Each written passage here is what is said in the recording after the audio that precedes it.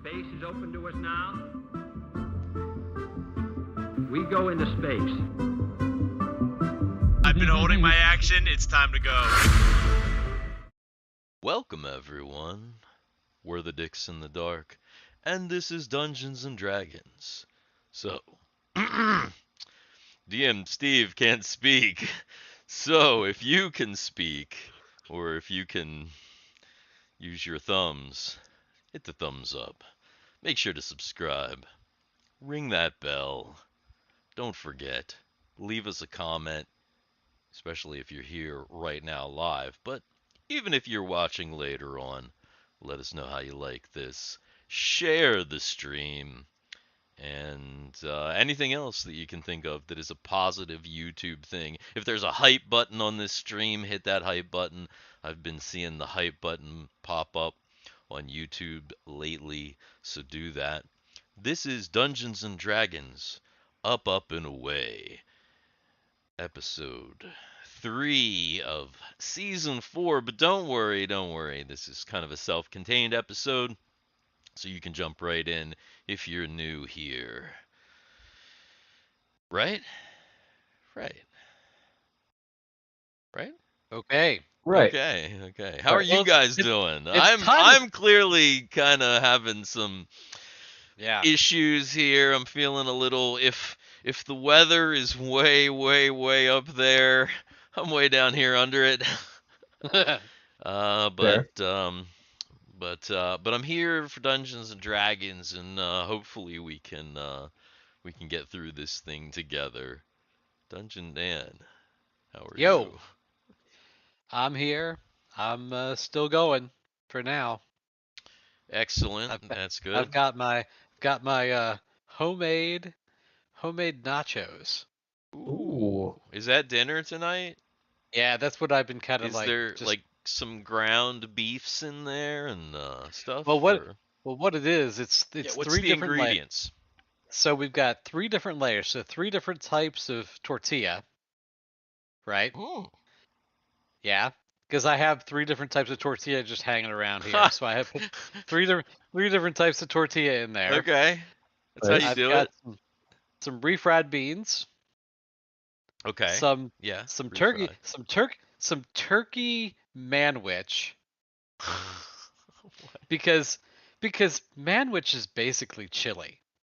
It's kind of like sweet chili. I don't know about that. I gotta Yeah. be honest. It's Yeah. it's not really chili, but okay. In this iteration it works. And of course there's cheese, say? there's cheese, there's salsa, there's some taco sauce, and then I've got Taco Bell puts out a creamy chipotle sauce that you can get at Dan, the, what are you doing? at the dollar store. This is like the This is the toilet destroyer. this is like the Dan is then- in the and middle then- of the oh no. In the middle of the stream, Dan is gonna be like he's gonna be out. We're gonna know what did it. Dan it's like the poor man's nachos. You just like found whatever you had. You had some turkey manwich, whatever's laying around. Or- Right. Oh boy. Mm-hmm. That You know what though? It's good. It's good though. I actually am almost done. I'm not gonna eat this whole thing because God Almighty. I hope not. No, I'm actually I almost. hope not. I've been eating on it now for a little while. Oh. It's about a third gone, so I'm gonna like. So then the monster's coming. It's already been building for a while. Then if you've been eating for a little bit, okay, we gotta not talk about that anymore. Cameron, Come on. You don't want to talk about that dirt snake? no, stop it. Cameron, stop. Fuck you, Dan. How can we return to the dirt snake? hopefully you have better dietary choices than Dan here. Say that, yeah, typically. Yeah. Hopefully you know whatever you ate today, whatever. Oh geez, it's already started. Whatever you're gonna eat is better than that. How are you?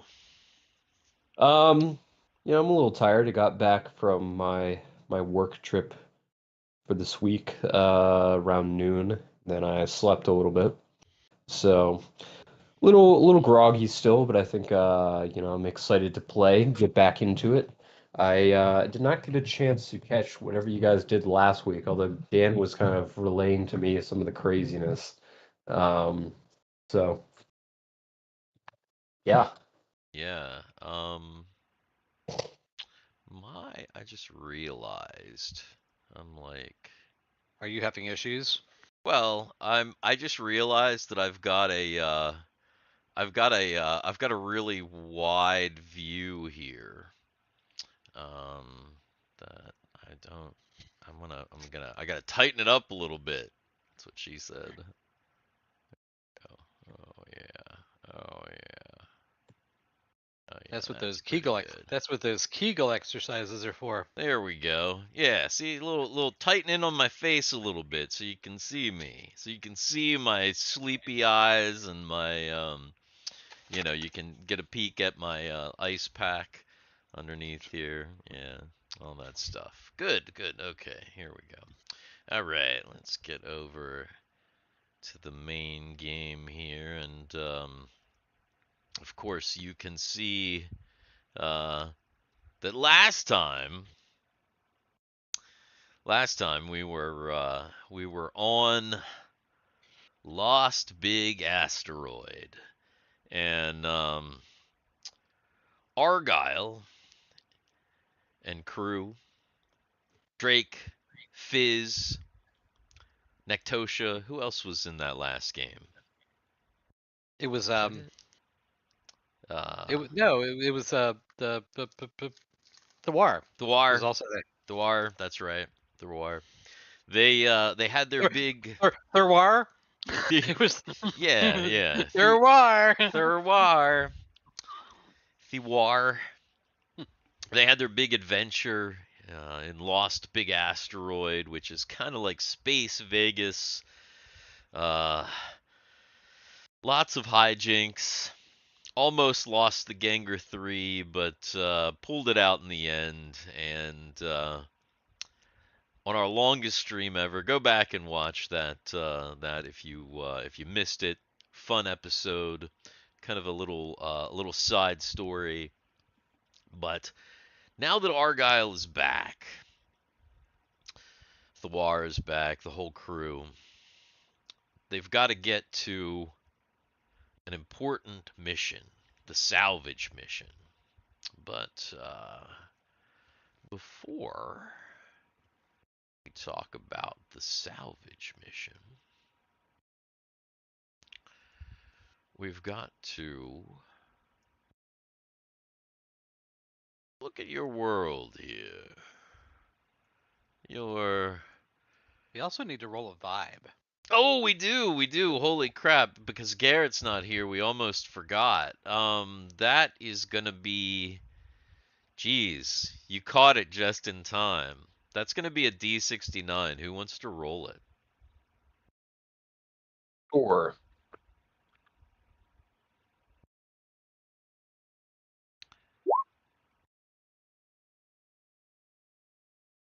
Ooh, 20. 20. Sufficiently low for how have been feeling today, and it sounds like everybody else has kind of had a little bit of a day too. So maybe we can raise the vibe as we play.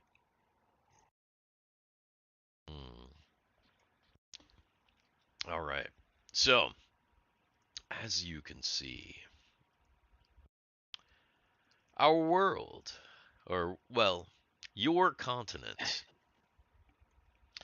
Cameron, Yes. while the other characters were living it up, or living it down in Lost Big Asteroid, Timmy and Guthix went on a grand tour with Fulgent Nova, the new emperor. During that tour, they hit several spots, including Guthix's home country, the Forest of Evergreen, as well as Timmy's home country, the land of Hinland. You visited the dwarves, the other elves. You left the waste alone because it's kind of like a mismatch of, really Fulgent only went and talked to people that had like a king or a ruler or, was organized in some way. There's a few places out, down here that are kind of a little bit iffy, with rulership there. Unoccupied. Kind of, unoccupied or occupied in a like a what would you call it? Not an official capacity. It's some fiefdoms. Fiefdoms, sometimes often changing hands in, little land disputes and everything. It's one of the last little places right here that the Empire kind of thought about taking over. Actually, down here is full of humanoids, as you know, because that's why the kind of frontier fort is here, because this new little area here was being annexed by the Empire, which is why the fort was there. Okay. Kind of moving the frontier forward, as it were, just a bit. But you went with Fulgent Nova, and you met with leaders. You visited home. Did Guthix or Timmy do anything while they were, anything of note that that you wanted to, Yeah. So when Guthix visits home back with the Evergreen Elves, obviously, the elves do it a little different in comparison to a lot of the other nations and tribes. It's more of like an open communal kind of society. Everyone kind of looks after each other like they were one big family. Guthix was raised in a large community. Um, between many adults and helping out with many different jobs and aspects. Um, right. something that Guthix is excited to talk about with the his community, and especially the Evergreen Elder Druid elves, is his experiences out beyond the world, and especially connection with the Way in that or the World Root, or as it goes by many names. Of course. Yggdrasil. Yeah. That's right. Which Guthix had the pleasure to be in part of the root. Yeah. So yeah, that's a big topic point. Obviously, some celebrations, some feasts, of course, Yeah, including definitely. Timmy back in the Hinlands as well. I'm sure, especially. Um, but maybe a bit of talk about some ideas for magic development, as Guthix has been kind of looking into for a while. Okay. But besides that, I guess, obviously the explaining of like the new galactic scene, I guess, and basically Right. explanation about like Frobos and what's kind of happening. Sure, as you sure. do.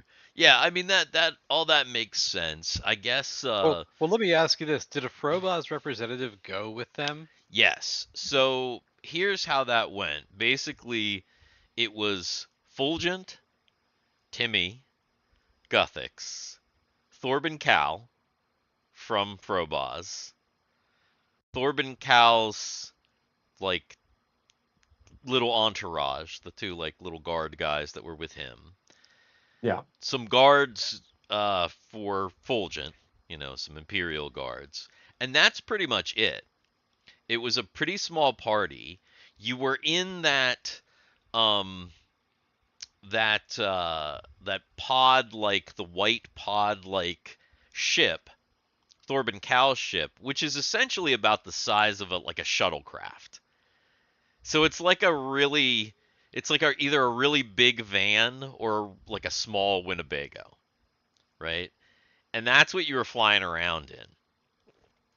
So it was just a little thing, and you were just kind of going to each spot, a very small deal, because the idea is that Frobos is not trying to make a big thing when they're flying around in a Apparently. ship. They're trying to make it as innocuous as possible. The Sin ships are kind of built to look terrifying. They look like monsters essentially, right? Frobos, they're trying to like, the white of the ship almost even kind of has a quality where it almost blends in. It's got like almost a kind of a camouflage quality when it lands. So a lot of times they kind of like land outside and then like make an approach, like a normal old school approach, like they might, right, in back in the day, so as not to just like land in the square of the Capitol and be like, hey motherfuckers, we're here. Freak people out. Also, hello, Frogman Cast Fireball. Welcome back, sir. Hello. Hey, So yeah. But that is that's kind of how they're getting around. Mainly, I mean, pretty much all of that stuff that you kind of wanted to talk about. I mean, we had already either talked about it, or was some of the stuff with Guthix we have yet to talk about, but we will. Some of the spell stuff, and obviously the campaign things. There's going to be talk about. I mean, one of the main things why Thorben Cal is there is to try and explain things. He's got hollows and various things that are meant to show kind of lower tech people, to kind of introduce them in a way that is like maybe like ease them into it, and they'll understand and whatnot. The Frobos has been doing this for a long time, like the first contact thing, so they kind of they're pretty down with it. Mainly what I wanted to ask is that if Guthix or Timmy is doing anything like personal that like we haven't talked about, that like, oh man, like Timmy's home and he's got to like there's something he has to do while he's home. He's got like 24 hours and he's like, man, I gotta go and do, talk to this person, or like go to this bar, or like, well, I mean, whatever it is, just like personal stuff. Same thing with Guthix. I need to get laid. Yeah, like 50 times. Right, because there's, actually, I'm trying to think. There are probably not any halfling females on the Destiny. And there probably never have been. There probably have not been any halfling females on the Destiny. Now, obviously, there's, Lopatin women out in the, but Timmy didn't have time for that. He was racing on Lux and Lilinsby, so. Yeah. Yeah, I imagine. I'm not sure how much I want to actually roleplay it, right, but I imagine no, when obviously not that. Timmy Yeah. goes back home, and obviously he's now the big shot. He's got the new Renoan king, pretty much. Right. He's talking up his whole family. He's like, yeah, I got you guys some jobs if you want to come work for the Renown Empire. Come on, this is a big shot. in memory of Terry too. This is part of his sacrifice. Right, right, Uh, right, right. yeah. So no, I don't really think there's I anything just, specific. I'm thinking now. Has Timmy gone back home since? Since Terry died and Does he he went have to out. like deliver the news? I thought that's kind of why I'm trying to think. Timmy came. I thought he knew that his brother died, and that's why he came out in the first place to like collect his belongings or remembrance or whatever. Yeah, but I always just kind of assumed that he was kind of hanging out somewhere in the waste too, because obviously this is like a kind of this is kind of a long distance That is here. true. Wait, I don't think is this even right? That doesn't look That that doesn't doesn't look look to right. scale. I was gonna say I don't think that's quite right for Yeah. the but um I mean, I can definitely break the news if need be. yeah, I'm just wondering because when they got transported from the waste to like on Nova's original airship, they didn't they They didn't didn't s- stop. they didn't stop anywhere. And they like pretended to be a sailing ship like just off the coast. They avoided everybody.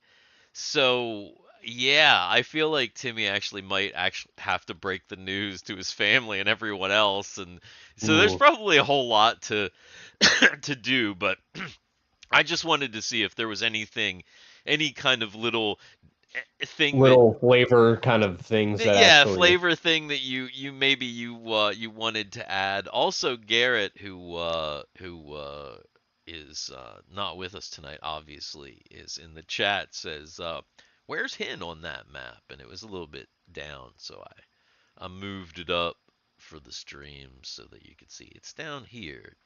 This this quite large place. So there's like this, and then this unconnected peninsula over here, Mhm. and then these islands down here.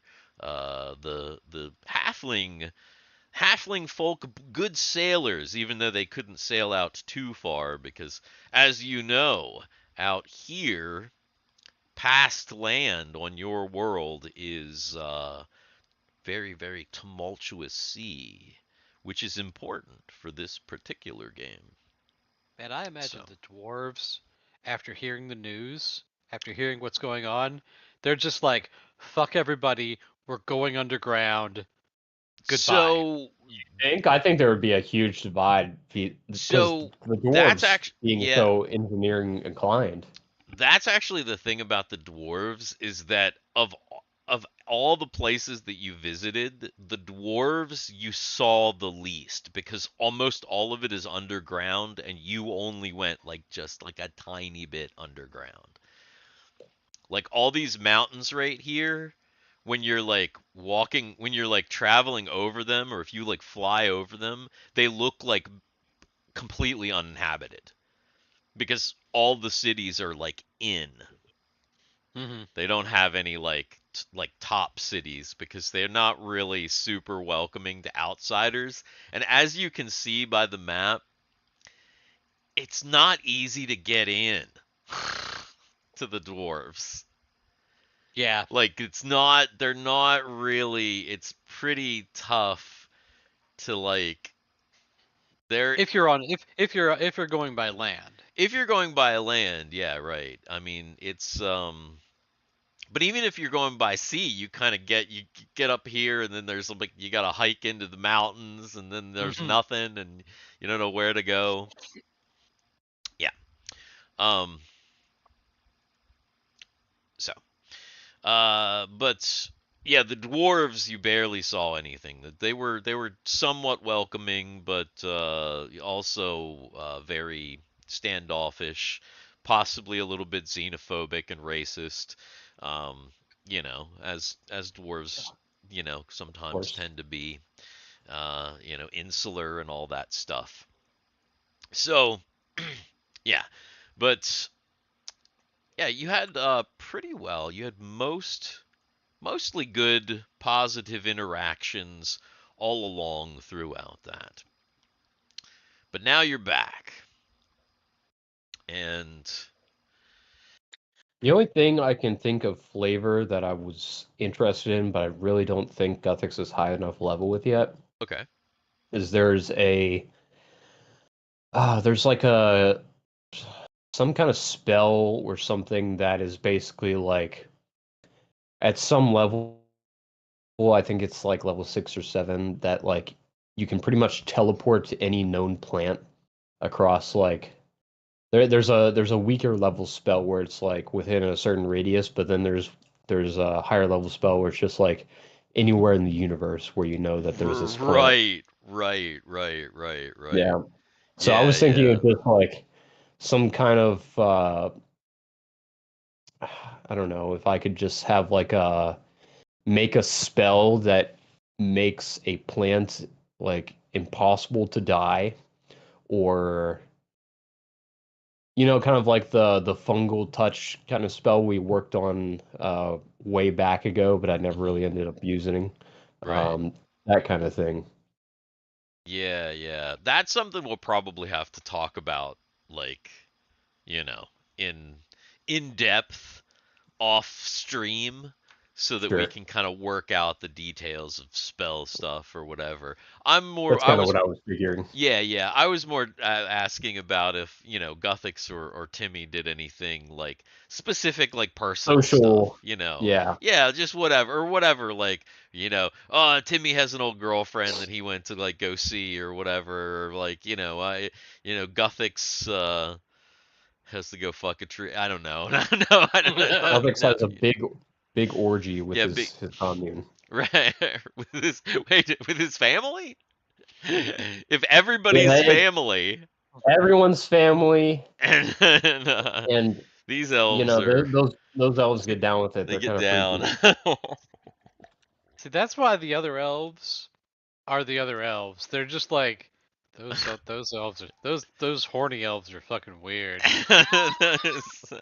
Just nature, man. Yeah.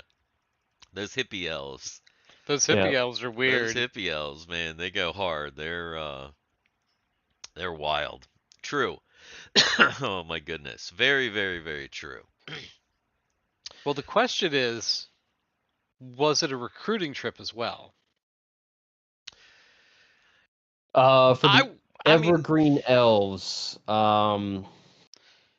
probably not. I mean, especially since, you know, this is a futuristic tech-based kind of campaign, and right. the Evergreen Elves usually are like really not about that. I would say, I mean, maybe if Timmy is trying to like get, because obviously he's trying to get some of his family like, government jobs or whatever to kind of Mhm. get in Yeah. on that type of a thing. But the only thing that I can think of is possibly Timmy either having like family or friends that he might want to take back like with him, like, oh, my best mate, he'd Mhm. be good in engineering with me, we was sailing together Ooh. when we was kids, something like that. um Possibly, if you want to kind of think on it. Yeah. No, I gotta think of a good alliterative name. You Yeah. know, Timmy Tinkle. Yeah, Yeah. I need a letter. Right. Anyone in the Q. chat wants to provide a letter for some alliteration I can think of for a name. I might look into that. Definitely leave it in the comment down below. Leave a letter for Timmy's mate's friend to have a fun name. We'll get it. Norbert Nottingham. Yeah, something like that. That's good stuff. Oh my god. I don't know if I could have a character named Norbert. Oh yeah, Nor. Hey, No. Noah. No. Well, see, you wouldn't even necessarily have to have them be your character. They would just be like an NPC. You're just your buddy on the ship. That's true. Just like an NPC, just another NPC on the ship that's like kind of a social connection. Kind of like Elise is not Dan's Right. character, but is, kind of connected socially and, that sort of thing. I Okay. So yeah, maybe think about that. That could be fun.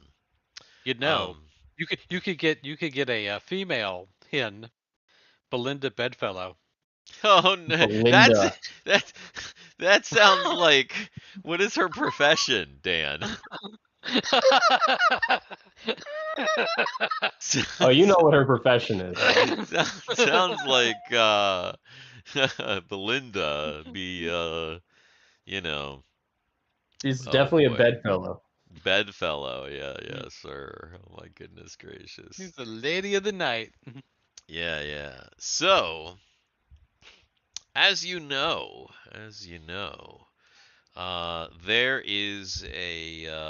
there's a wrecked sin ship down over here in the It's erect. ocean. What's that? You said it's erect?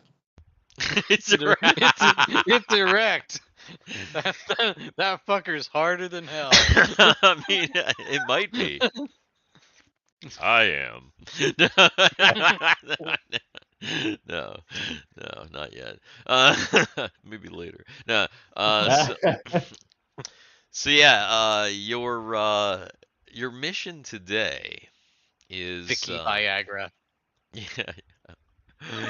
Your mission today is to see if you can salvage anything from this Sin Invader, one of the three ships that penetrated the atmosphere of your world. One of them being exploded over your capital, killing millions. One of them, of course, kind of crash landing, but it's kind of softly, most surviving in Porto Nova that you all had to deal with. Of course, check out last season, the end of last season for all that debacle. And a third down here in the ocean, actually a little bit closer to the other continent, the mysterious continent. Um, so you've decided that before you head back to the Destiny, you need to see what you can do to salvage some parts, maybe the whole ship. I don't know. It's down there, and before a whole bunch of people from Frobos show up and start maybe picking through your stuff, you're thinking it'd be good to get as much of your crap as you can and maybe skedaddle back onto info. So, Still have a headache.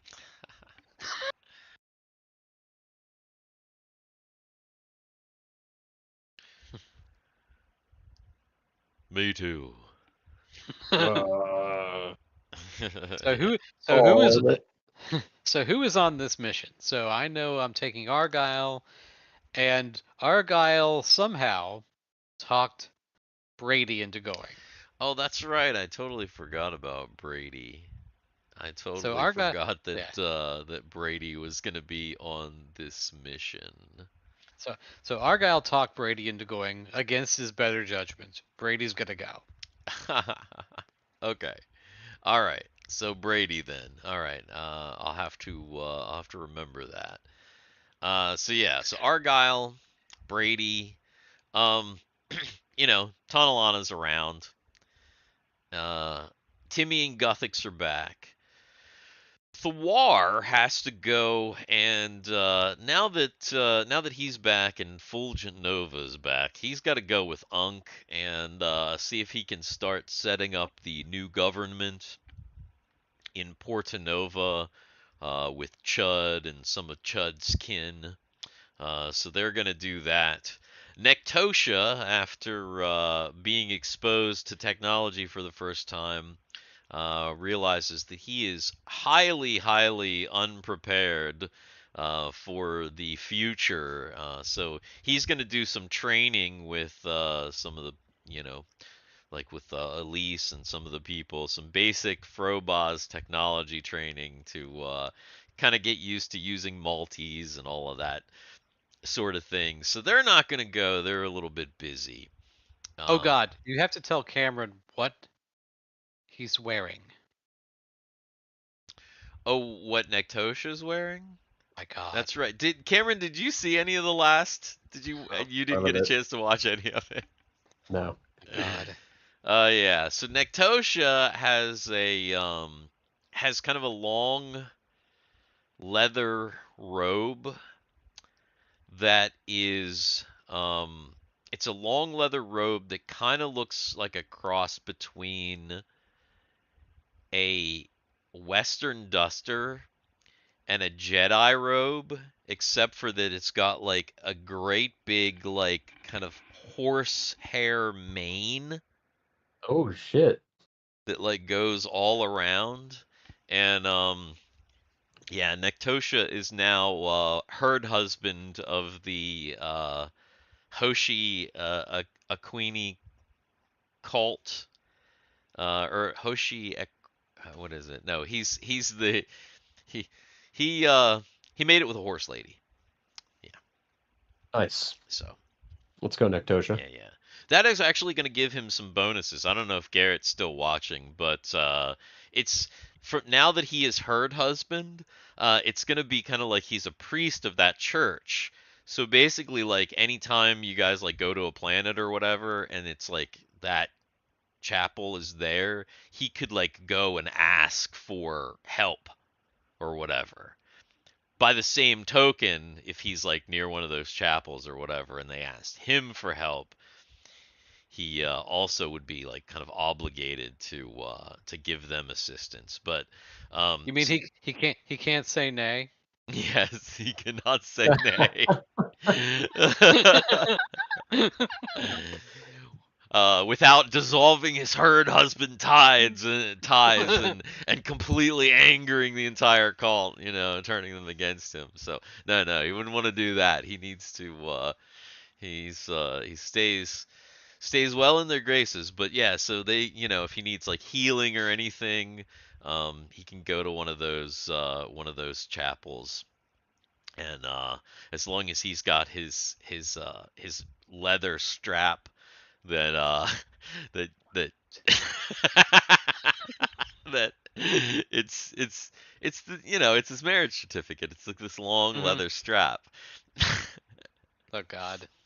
The other thing about the new robe thing is that it even though it looks leather and it does have a leather, it is coated in flex strain. So not only does it look like leather, but it's like a modern, because obviously this cult is a modern cult, right? So it's real armor. So it protects, Civilized here. We got a right. modern cult. So it protects against laser, like energy weapons, as well as like mundane weapons. So even though it looks like a leather robe with a big horsehair, it's got like the protection of modern armor. I didn't get to tell Garrett that, but Garrett, if you're watching, or I'll tell you later. But yeah. So again, watch last episode. All right. Good. Up in the hangover. To do that. I have got to take a piss real quick. Oh no. Okay. All right. Well, Dan. Yeah. Do you have any ideas about the salvage mission? So, okay. So it's me and Brady, and then it's obviously Guthix, and it's Timmy. Yes. Right? Yes. Who is flying the ship? Well, I mean, it depends on which one you're taking. I assumed that because you're doing a sin salvage mission, you probably were going to take the Elise. Right. And in that case, if Argyle is not going to fly it, then Tana is probably, going to fly it because she's the most kind of familiar here with this ship. Okay, so Tana flies. Is anybody else going? Are any other NPCs going? Only if you ask them. Drake and Fizz are here, obviously. They came back with you. So they're here. Only if you ask them. Obviously, they are Drake is like severely. He's like, I think I might need like a week or so to recover from all the Oh, and Amazons. I assume because I already did it, that everybody's back to full hit points. Yeah, of course. You got back and Okay. you healed up, but yeah, yes. So it depends on who you ask. But so far, Argyle asked Brady. I'm assuming obviously Timmy and Guthix are gonna go, or at least one of them, but probably both because they're back now. And that's other than that, really the only extra person would be if Cameron wanted Warwick to go, but I kind of assumed Warwick would be training. He's probably not going to be a huge help on some like salvage mission. Right. I assume. So. Yeah. Warwick's like a stays on the destiny kind of character. Yeah. That's what I figured. So I kind of figured that Warwick would be. He'd be like kind of with Nectosha doing some training, doing some Destiny training so that he can get familiar with systems and technology and stuff so that once he gets into sickbay, he, knows what he's doing. I'll tell you what. We'll do it this way. We'll ask Rumby and you can roll. Oh, ask Rumby. Wait. Ask Rumby about what? Coming about the salvage mission, right? Coming on the salvage mission. Oh, if Rumby wants to come, you mean? Yeah, and we'll let Rumby roll to see what's going on. What's this? Yeah, Galen I just Dugal. saw I was that. reading that. That's funny. Oh God. Galen Dougal in the chat says, "Thank you for pushing the like button. We here at Chat Industries understand you have a lot of buttons to choose from and appreciate your decision to push the like button. Have a wonderful day." Well, thank you. Thank you very much. And absolutely do push that like button, please. Yes. And the subscribe one if you haven't already with the little bell. There's a bunch of buttons you could push that could be neat. Oh, look what we've got here. Undo what Steve just said. Don't hit that like button. I'm kidding. You can hit the like button if you really feel like it. Hello. Hello. Have a nice date night. No, it was just a birthday dinner. Dinner. Oh. Nice. Dinner. Dinner. Well, I Press mean, like for additional party members. yeah, exactly. I mean, if if Thawar wants to go on this mission, then He's going. Oh, well, then here, I'm just going to do that. We'll just move Tana over here, like that, right on the fly. And look who was underneath Tana the whole time. Ah. There we go.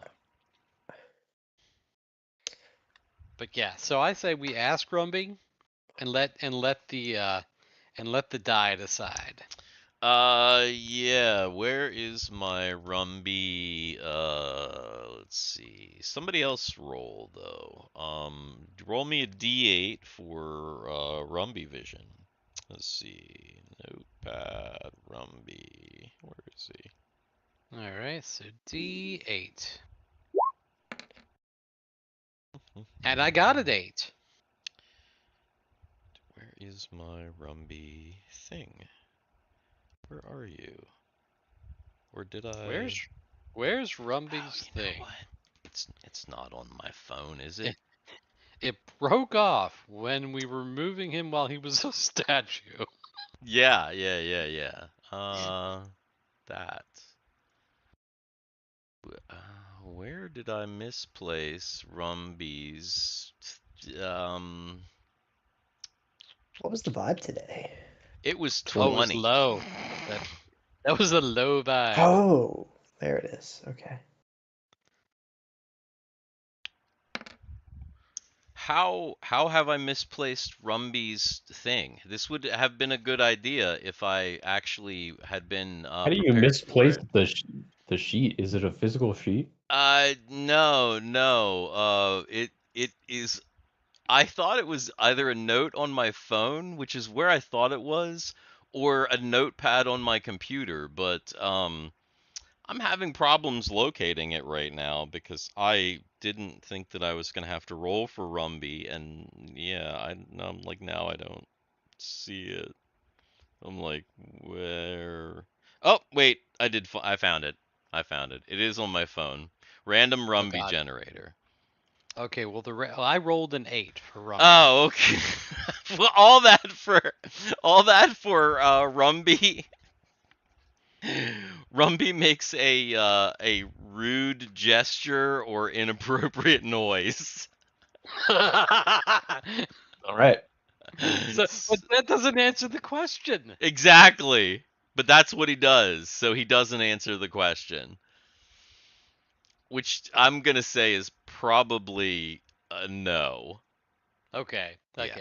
I'm gonna say That's funny. that makes the most sense. That it's probably a no. Probably. All right. Let's see. He needs to make some more money. He's probably recharged his. He probably plugged his thing into one of the ships while we were gone, recharged it. His He plugged forklift. his thing in. He plugged his forklift in. Yeah. Oh, I know what you're talking about. His thing. He plugged it in, recharged it, and now look at that. Oh, fixed on the stream. Fixed. We're all here, and well, Dan just left, so there's that. But there he goes. All right, so no, I fixed all our names and everything. We're here. You're officially here, Garrett. I am officially here. Yes. All right. So yeah. The mission. What is your plan? You've got this Sin Invader. It is at the bottom of the ocean. You are aware, because you've lived on this planet for your whole lives, that the ocean beyond the continents is highly tumultuous. You also know that it is filled with giant sea creatures, actually, that regularly it's one of the big reasons why you had to have an airship to try and explore the world, because once you got out to a certain distance, if there was no land, like some of these areas over here, probably some halflings have explored some of these areas here. But like, especially because all this is like dead and waste, you kids are getting over here. You've never been over here. Nobody's ever been over here. You guys went over here and all the way over here. Argyle was over there. He flew over it. Remember? Well, for a minute, but never actually like. Okay, so So Argyle knows from the scans he took when he was scanning yes, that there's a giant hole in the ship. yes, There is a hole in the hull. Well, we're not going to be able to do much salvaging underwater with a hole unless we're in our suits. I think we need to try to get it out of the water first, and if we can't, then we'll go in and salvage in the suits. But I think the first order of business would be to try to get it up on land. Okay. Let's see. I am fairly certain that I have access to water breathing. Yes. Is it Argyle that has it? Hold on. Is it Argyle that has it, or is it? Actually, you know what? There's a possibility that Smarth, because he's your armor, Mm-hmm. could act as a suit. Like to handle the pressure. Yeah, could act as like a suit for being under the water to handle the pressure. Nice. So Okay. Yeah, Guthix No, could definitely partake in this trip. It's gotta be. It's gotta be Sarducci. One of my characters has a potion of water breathing, and I think it must be. It must be Wrong Sarducci. campaign. yeah, I feel like Sarducci actually probably does have a potion of water breathing. Although looking at this now, But Guthix has the spell water breathing, so one thing Like that multiple Argyle times. did, what level is that? Argyle 3. has a, and I don't know, Argyle has a stuffed red McQueen racer. What is that? Lightning McQueen? That's what I was thinking. He's got a stuffed racer that he must have picked up somewhere. Like a speedster. He's got a stuffed. He He's probably he's like a little pillow speedster. he must Okay, have so picked actually it, a stuffed animal. right. He must have picked it up on before going to the moon. Yeah. But right before the race. Remember how you had like the Mhm. night Yeah. the night prior the racers went to the big Mhm. you know, the big kind of city, the floating Yeah. city before you went down to the moon for the race because it was like a secret. Mhm. Yeah. Well, I don't think that's going to help you very much. No. Anyway. Yeah. Yeah. So, So that's what I suggest. so you're thinking the idea then to try and bring the ship up whole. Mm-hmm. Is there any way to retrofit and put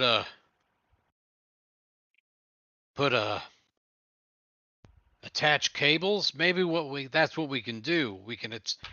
We might have to go out a little bit and attach cables because we don't have tractor beams. Yeah, there's no tractor beam, and you're not even sure if a tractor beam would work in the water anyway. So maybe we take a little bit of time and retrofit cables attached to the Elise Okay. so that we can attach the cables and then go out and then get out. Okay. I see. And then Thawar, who was here the whole time and knows exactly what's going on, reiterates and says, so just to make sure, our plan is to dive into the water and get this ship that we left down here. But there's a hole in it, so we can't just fly it out. Exactly. Right. Very astute, Tawar. Thank you Yeah. that you were clearly paying attention here the entire time. Right. But it wasn't a ship that you left. It was the Sin ship It's one of the 3 Sin ships that crashed. but it's got a big, according to scans, according to long range now. Oh god, it's got a big hole in the hull, which means that, and everybody inside, as far as you can tell, is dead. So it wouldn't be, you couldn't just go down, as far as you know, and get into it and fly it out. It seems like it's too mussed up for that. Hey, Country Fried Minis. Yes, same dicks, new time. Need some cable beams. Exactly. Got to get them cable beams. Oh, here's a dick and a donut just for you. There we go. Yum. So, here's the thing. Getting cables on this planet is going to be difficult. Are there cables either on the station, or can we salvage some cables from the other Sin ship? Okay. So now you have to make a salvage roll for the station. No. Actually, you probably do have to make some sort of a roll to see if there are cables that would be strong enough. Now, what you know is that there are docking clamps. Okay? You know that if the docking clamps on the ship that is in the water are actually like functional, that you could clamp the ships together. Now, obviously, you wouldn't like open the doors and let all the water in, but you could just clamp them together. But you're not sure if that's going to hold. So the idea of cables is probably a good idea. Somebody go ahead and make me a percentile roll. Let's do, you want to get high. Don't You you gotta always? get high. You gotta get high. You gotta get high. I was gonna play DnD. Oh Oh. no. and Oh then I got no. high. But then you got a 13. But then I got a 13 because I'm high. We're going to No, I salvage can't ship. find no And cables. you know And why. I know why. Yeah. Because I'm high. Because I'm high. Because I'm high. Ba-da-da-da-da. Yes. Excellent. So, there were minimal cables. You really found like basically two lengths that you could kind of like wrap around, and it's going to give you some strength, but it's not what you'd hoped for. That's better than nothing. All right. What else could aid this? So the two cables. Hold on. Yes. I don't We know have if Guthix? I don't We know do. I don't know if Argyle's gonna think of this. Cables is good, but this one is a little cables he could think of, but this one might be a little bit more. Yep. What's his big idea? Bing. What about what listen to me. What about using magnates? Ah, yes, the magnates. Right, like that strange planet we were at not long ago. How do we make magnates? Lucchesi? Huh? A magnate? Lucchesi is probably the closest thing to a magnate that you have. you know, it sticks together. It's a magnate.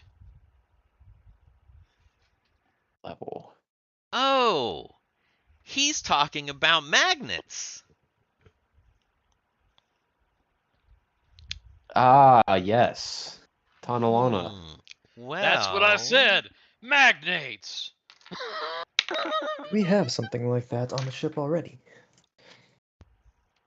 Well, we might actually be able to just magnetize the entire bottom of the ship, or the entire top of the ship, or just the entire ship. Well, between the cables, the magnate,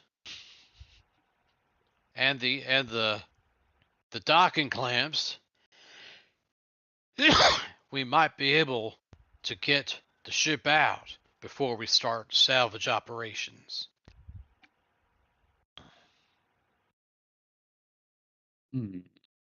Let's get ready. All right. So Tanalana is going to start seeing if she can figure out how to magnetize the ship.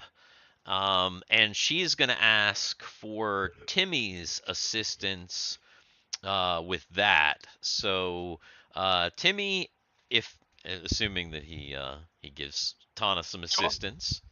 Yeah, just a little bit hungover myself from visiting home. Oh yeah. Hey, you Everybody's talking about magnets? Yeah, I learned all about them. We're gonna magnetize the ship. yeah. Sounds like a good So idea. Timmy, for his assistance to Tana, go ahead and make a powered tech roll. Let's see how Of that me, comes that is out. not the right character. Haha. And Guthix most certainly does not have powered tech skills. and while they're doing that, what is everyone else doing in the preparation? What are the prep? Ooh, oh that. Damn. Oh Yeah, my Guthix, right? goodness. Timmy got a 2, Tana got a 1. Wow. Experts. So they That's gonna be magnetism. yeah. So they're having a very successful. They think that they're going to be able to not only magnetize the ship, but like specifically magnetize, like isolate parts of the ship, like the like parts of the hull, outside hull that they can use. Okay, so Argyle is Yes. working on the cables. He's working on a way to attach the cables to the ship, to the Elise, so that all he's got to do is wrap them around. So basically, what he's doing is he wants to try to attach maybe like his hook hand, like those kind, like a hook like that. He's trying to figure out a way to attach the cables to the ship so that they can attach to the other ship. Oh, like a bungee hook ham. Yeah. Okay, got you. It did sound like you said hook ham. Hook ham. He's gonna use his hook ham. He's gonna chow down on that hook Yep. ham. And the hook ham. Ew. Okay. So you're trying to figure out how to get these cables attached. Yes. Make an intelligence check. Oh. Uh-oh. Oh, Oh my god! Argyle smart as fuck today. Hey. We're getting all this out of the way now Yeah. before we leave, because once we're in the water, it's gonna go all It's gonna be a shit show. Yeah, exactly. so Argyle, he's got like this, these giant cable, because they're big, obviously they're like ship level. He's got this cable, and he's like looking at the end of this cable, and he's like looking at the cable, and then he looks over at the ship where Timmy and Tana are working, and he looks at the cable, and he was like looking at the end, and the end is like flat, and he's like looking at it, and he's thinking, could you magnetize the cables? or the end of the cable. Well, wouldn't the magnetizing just run all the way through the cables and would all be magnetized? Well, I mean, that's the thought that he has is, could you magnetize it at all? And the answer that Tana and Timmy give him, because everybody's operating on a super high level right now, is yes, we could magnetize either the entire cable or just the end. All right. Because the cable, as part of will kind of be part of the ship, so it kind of is an extension of the ship. So in the same way that we can kind of isolate parts of the ship to magnetize, they can also use the cables as kind of an extension and magnetize those as well to either hook back to the ship or to the other ship. Okay. Depending on your need. Sure. Sounds like. Also, everybody's looking at Argyle like, how do you know that? Yeah. It's that's pretty funny. Also, just so that you are aware, the cables are about 1,000 feet each. okay. So they're big cables. So huge cables. Yeah, I mean, you needed something like starship level size in order to do whatever you do, which is probably why you didn't find that many cables, because up until a little while ago, this whole Frobaz shit was like abandoned. So, all right, so cables, that is the war. Is the war doing anything in preparation other than or is he coming in last minute because he had to have his meeting with Fulgent? Yeah, coming in last minute, super hungover from that meeting. Hungover from the meeting, also still hungover from Lost Big Ass as well.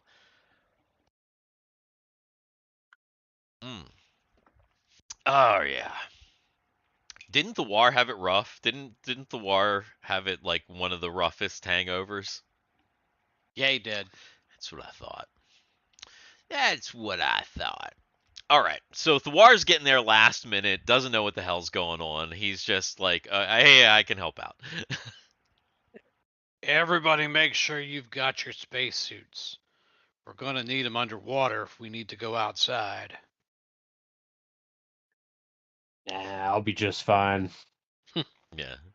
That is something else that you were able to find in if you needed them, additional suits, additional Frobaz spacesuits on the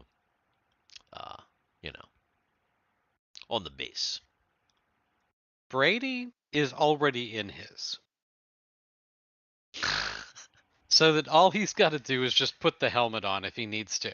Okay. Got it. That's what Brady's been doing. He's been practicing.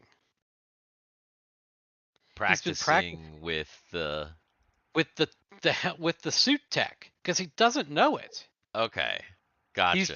He's been practicing the suit tech this entire time. Okay. You know what this reminds me of?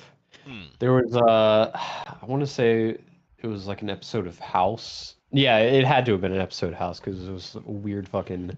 But basically, it was an episode where they were on an airplane and they had like an emergency situation, and what is discovered is that the guy who is just like dying was doing deep sea diving, and then he went to do like high elevation mountain climbing. Nice.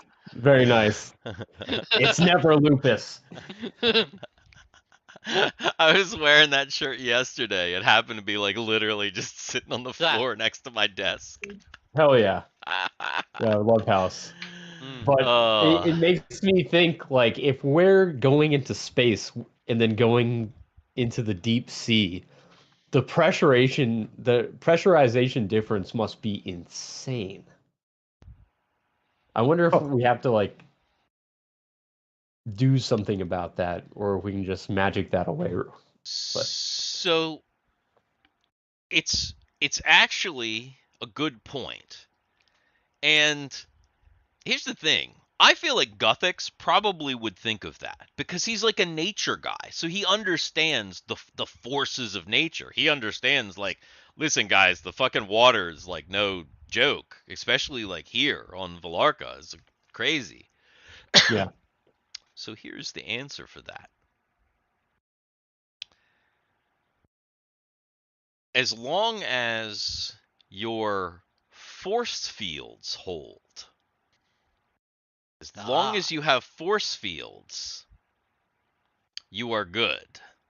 However, if your force fields, for any reason, do not, hold, then the ship's hull is going to be subject to the pressures of the sea. And if that happens, then we're at gonna the very replicate bottom, Watergate in D&D. yeah, you're going to start to have problems. Now, the hull of your ship is strong, it's made of titanium. It's super strong. But it would be subject to stresses, which would mean that you wouldn't necessarily ocean gate instantly like that. But if the hit points of the ship dropped to or the hull points, I guess, of the ship dropped to a certain level, then yeah, it would be. So, Which. yeah. All right. Well, just don't lose that force field, fellas. I'm sure that would never happen. Brady's face at this point is like, I can't believe you talked me into this, Argyle. In fact, there's probably some little hollow. Yeah, this is terrible, but you know how like right after the Ocean Gate thing, people were making like the CGI, like here's what it looked like. Oh, dude. It's the last 0.1 seconds of everyone Yeah, experience. yeah. Did you ever watch that documentary? I watched the documentary, man. yeah, Let's put it this way. They skirted around that as that's the one thing that they were like, we're not going to show in this documentary. They didn't talk about how quick and how they talked about explosive and how fat. Did they talk they about how talked about it. hot? They didn't talk That's about the how fucking crazy thing is how hot instantly they would have been like fucking. Actually, just I think they vaporized, boiled, and like, they talked about like, how hot. But what crazy. the one thing they did not do is they did not use a graphic. Oh yeah. I mean, it's the graphic is maybe a little. I mean, what kind of graphic would you show? Is you just have like a red mist at the bottom of the ocean? Somebody, I was gonna say somebody crushing a Coke can. Oh fuck. Oh my goodness gracious. I gotta pee. Okay, so you guys, you've got your cables. You've figured out how to use electromagnetics to magnetize parts of the ship or the cables. You know about the dangers of the pressures of the sea, and keeping your force field in a tip-top shape. Your shields need to remain in good standing. And you've got you've got your suits. All right. What's the next step? Blast off. Yeah, just going down there, All right. making it happen. That sounds good. All right. Well, okay, and Tana is flying. Yeah. Okay. In the water, your pulse engines are hampered.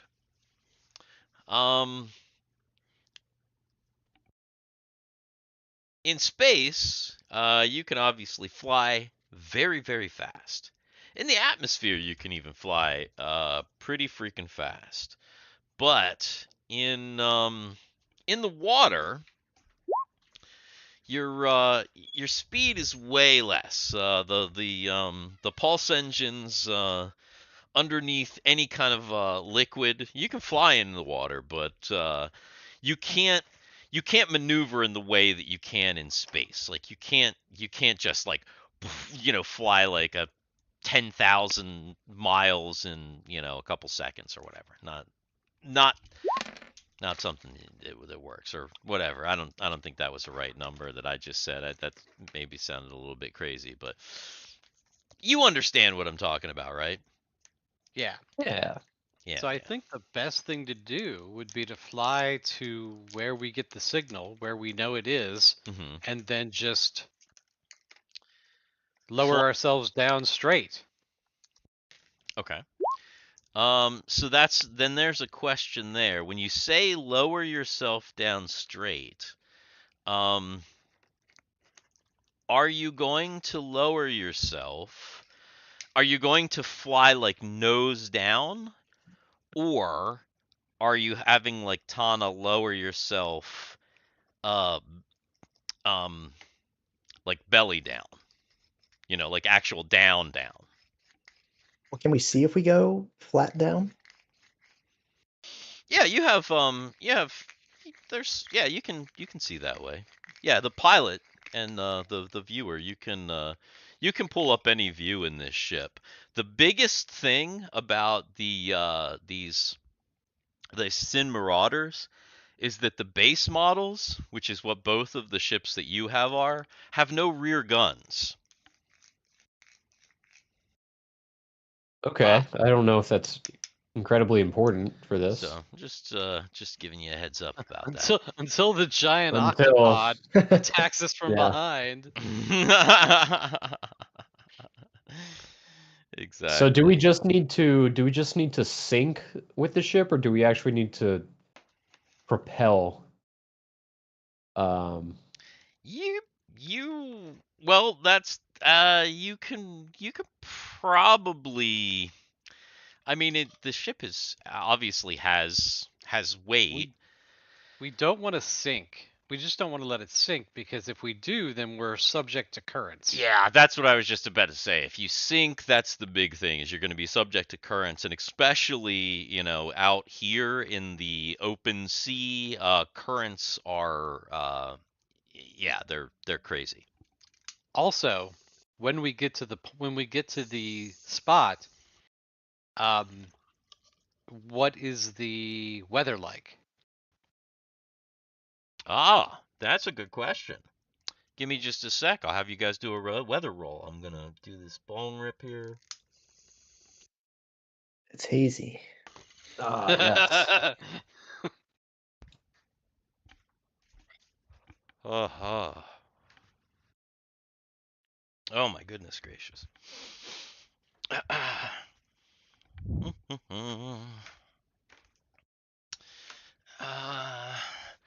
It's been a while since I've done this. I think there is a Is there a weather table? I think there is a weather table in the rules cyclopedia. In fact, And if you we're want to gonna know about see. Rules Cyclopedia and how it relates to our stream, hey, watch what we did last Wednesday. Oh yeah. Definitely check that out. Weather. Weather. Wither? Weather. Wither? Ether? Ether, wither? Weather. Reese Weatherspoon. I'm like, I thought there was a weather table in here, but that didn't pull it up. Well, let's do this then. Mhm.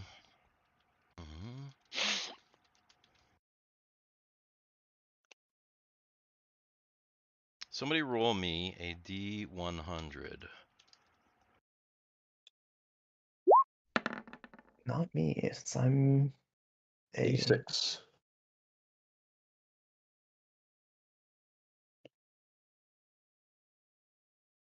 It's dry. It's desert conditions.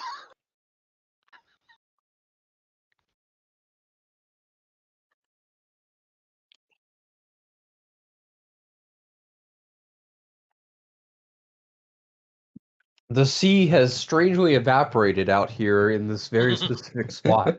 Yeah, I'm trying to think. Let's see. Where is that? That is.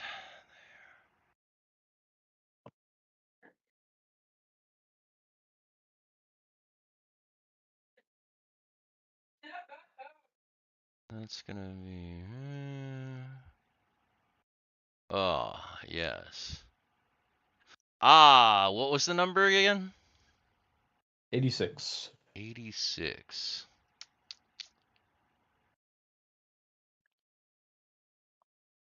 It's moist. There is a briny rain shower.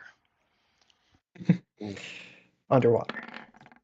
Well, I Mm. mean, that's Yeah, the weather above the water as you're like going to the spot. It's stormy. yeah. It's stormy and there are rough seas. So that is that's the current weather. All right, let's see. Where is that?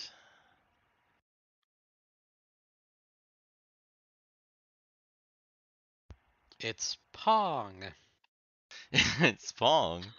It is Pong, kind of.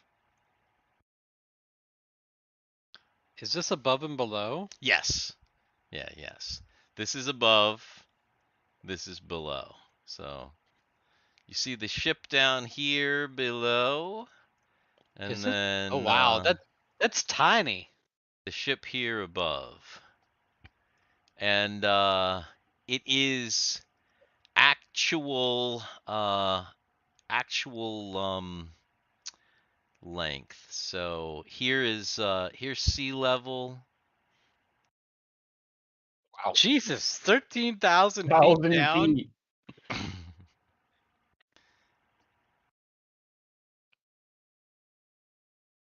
This thing went into the Marianas Trench. It's deep as fuck. It is down in some crazy trench. Yes. Down into some crazy trench. So, let's see. Where is the Elise? The roadkill. I totally forgot about the roadkill. Mm. All right. There's the Elise. And you know, this is yeah. This is also the Elise. So the plan. All right. Looks like we're in the vicinity. Yeah. Hold on. Let me scan. So Argyle's doing a scan. Ooh. Getting that bread. Ooh, sweet Hawaiian. Nice. Mhm. Nice. All right. So Argyle initiates a scan, and you boop boop boop boop boop boop boop boop boop boop boop boop boop boop. You scan the Sin Invader, and it is over this part is Argyle before Argyle and Tana. So. Oh wait, stream dead. What the hell happened? Are we good? You did cut out for a Freeze. second, internet. Yeah. Oh, You cut- okay. We're Are still we live back? though. All right. No. Looks like yeah, there might have been a tiny stream hiccup, but it looks like we're back. Oh, Country Fred said it was him though. Ah, yes. Also said love that format. Would like to see more. Talking about the rule thing that we did last week. Check that out. It didn't get that much love, but if you're into Beck Me rule stuff, it's good. All right, Tana. Take her down. Well, am I gonna go down like this, or do you want me to go right over the spot? Go right over the spot. Let's go down. 1/4 speed. Okay. Let's start taking. Let's start taking readings. I don't want any. We don't need any. Anything to. Any surprises? Yeah, that's good. You want me to get right over it? Why are there 2 Elises? Because this Elise up here is the Elise for the top that is over top on the overhead view, and this Elise is just above the water line in the side view. Oh. This line that I lighter color is the water line yeah. So I just didn't make a lot of air line because I figured you're not going to be flying up around there. The water is what's important. So yeah. There are 2 Elises to show the 3-dimensional nature of this challenge. Since it lasts a day, I'm just going to cast it ahead of time, but water breathing. Okay. Guthix casts water breathing on himself and is now able to breathe water. So yeah, her question again was, am I supposed to get right over top of it? Yes. Yeah. Makes sense. Take her Just go straight down. down. Yeah. Okay. She gets right over top of it, and then she starts to kind of lower the ship like this pretty slowly. So she's kind of starts to go down, and the Elise crashes against the water and then submerges into the sea. Starts to go Under down. the sea. Under the sea. Right. Mhm. She starts to go down just slowly as That's always the best way to start. what's that? Going down when she starts to go down slowly. That's true. That is you don't want that shit to be really fast. I'm telling you. that is She's true. just matching your endurance. Right. There you go. Right. Exactly. So you get about halfway down. I mean, and you're deep. You're 7,000 feet underwater at this point. And Argyle starts to get a blip on his sensors down over here. He starts to get a blip on his sensors, And in the top, it's kind of like down over here. So it's like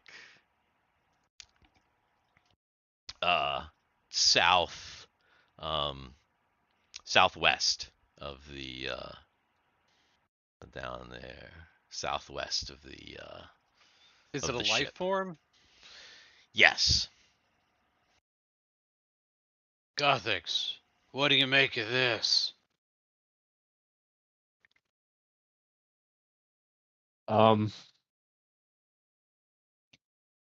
Well, I'm sure if we detect it by sonar, and we just see a blip on the flashing, Guthix has no fucking idea what it is. Your it's not just a blip on sonar. Your sensors are picking it up as a life form. And are those readings right? Is is this thing like 600 feet long? Oh, Could be.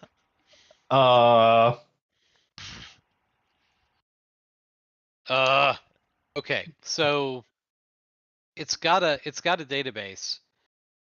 I'm gonna scan it to see what it tells me it is.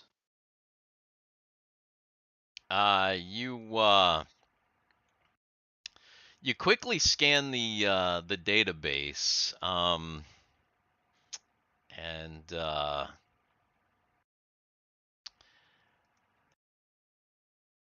since Argyle's doing all this stuff, have Argyle make an intelligence check.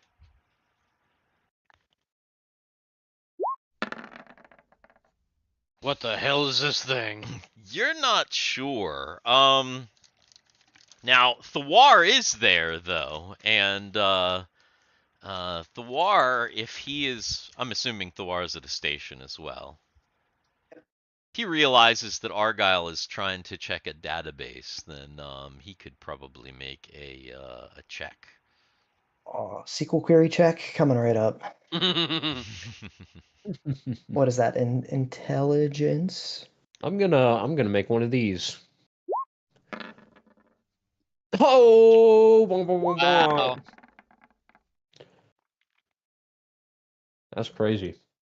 Nope. Guthix remembers from Argyle and deep Thawar are study. just like, whatever, we don't So- know what this thing is. So Argyle and Thawar are trying to see, and there are some entries. Here's the problem: is that in the Sin computer that you have here, because this computer never really got updated for anything else. It like it just has like kind of the Sin database on it. So when you like scan, it didn't find anything that was like exact, but then you got like 100,000 like close like matches, which is why like because it's like species from like across however many worlds or whatever. So it's like you guys are kind of looking at this and being like, well, okay, and you have to like sift through all this stuff, and it's it's in Sin and everything. It's like just a pain in the ass. Guthix is looking at this thing and kind of he's looking at the shape of it, and he remembers ancient lore about a massive creature, Krakatoa. My God. And it is a many tentacled creature that that in olden days was said to be bold enough to actually show up in bays and harbors, but that was thousands of years ago, and Guthix, his long remembered, long lived people remember those days. But now it looks like there is there's something that is Personal possibly encounters. headed your way. Oh dear.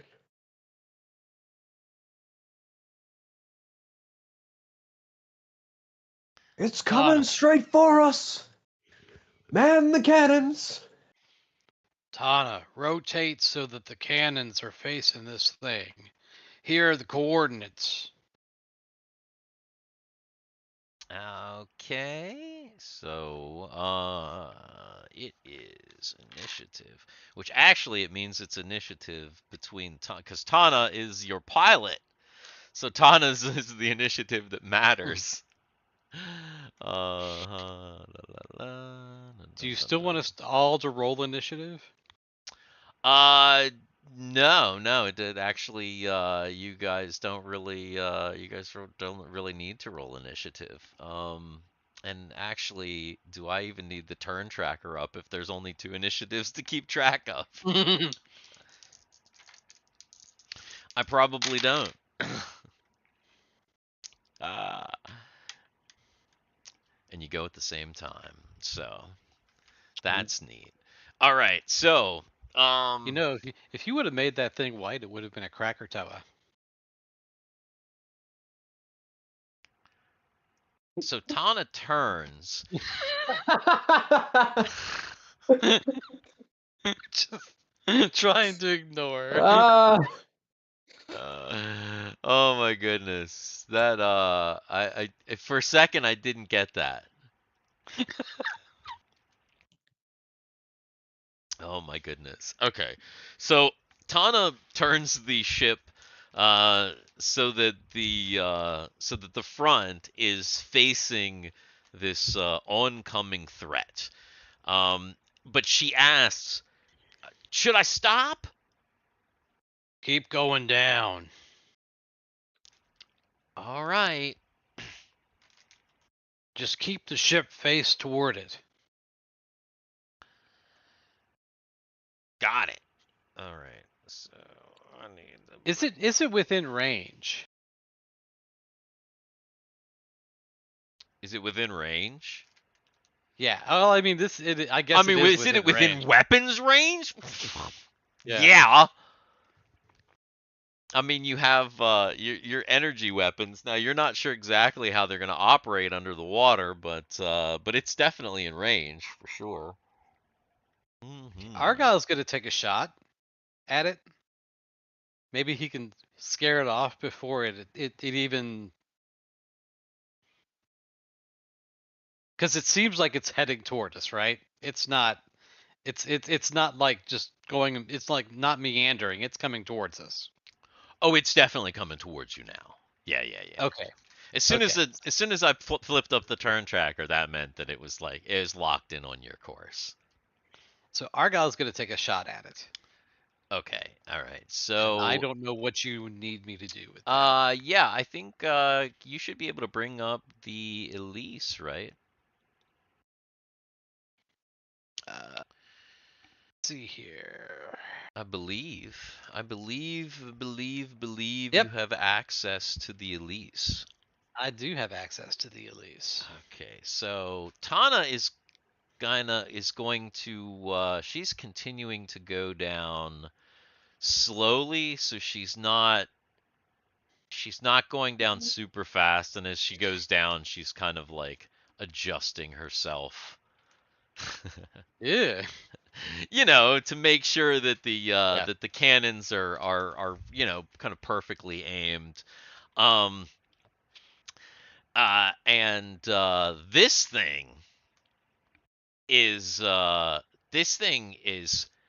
fast as shit, and it goes.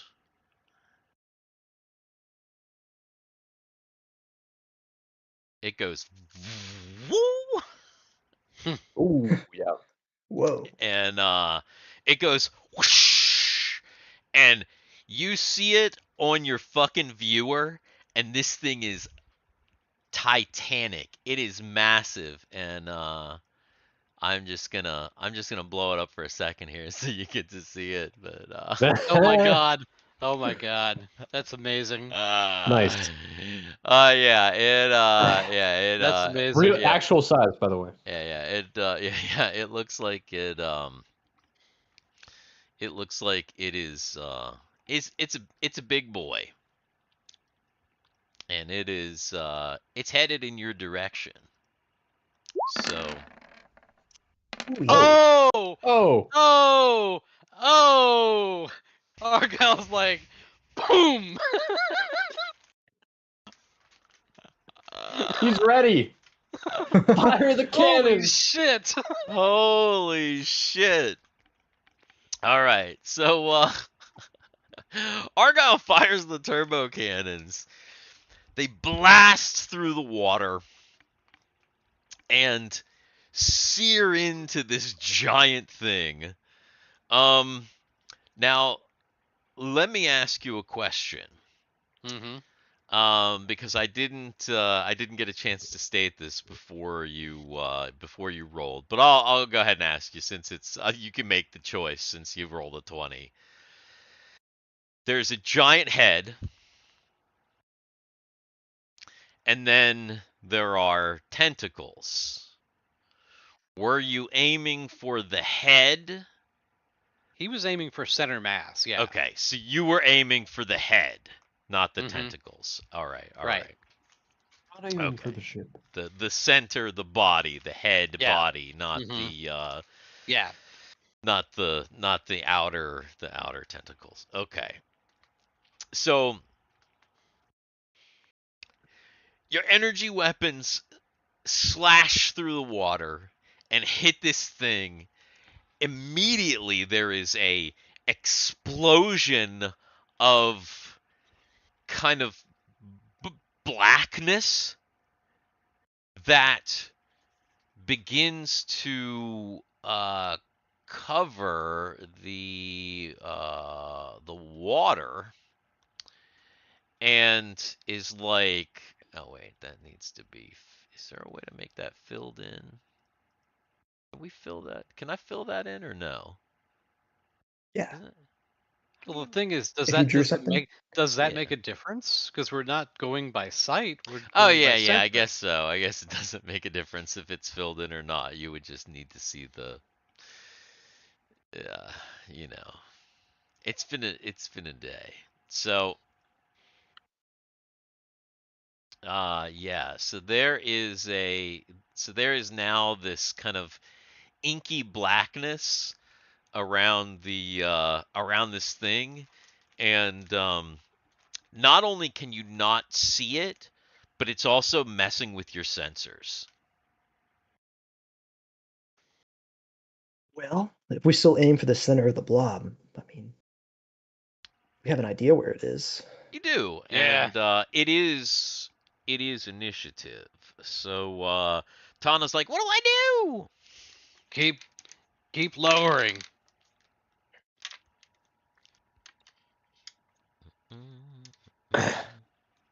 Yeah, if it doesn't come out of the little sphere of blackness, we can just sink right on past it.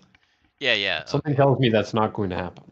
All right. So Tana continues on down. She continues kind of slowly, so that she's and kind of adjusts the ship again, to be right there, and you're kind of floating past this inky blackness that is in the water here, and you guys did win initiative, so she comes down to about here. Argyle's just gonna fire again because he's not sure. So he's firing kind of center of the. Yeah. Yeah. He's just firing. He's just Yeah. blasting straight this way.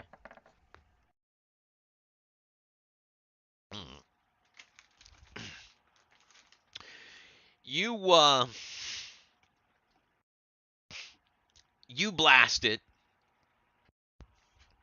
You're not sure if you hit or not.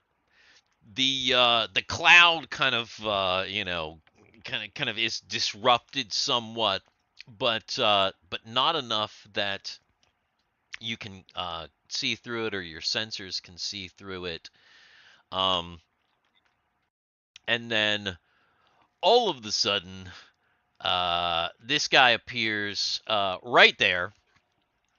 It is practically on top of you, and it's like way bigger than your ship. You're like, holy fuck.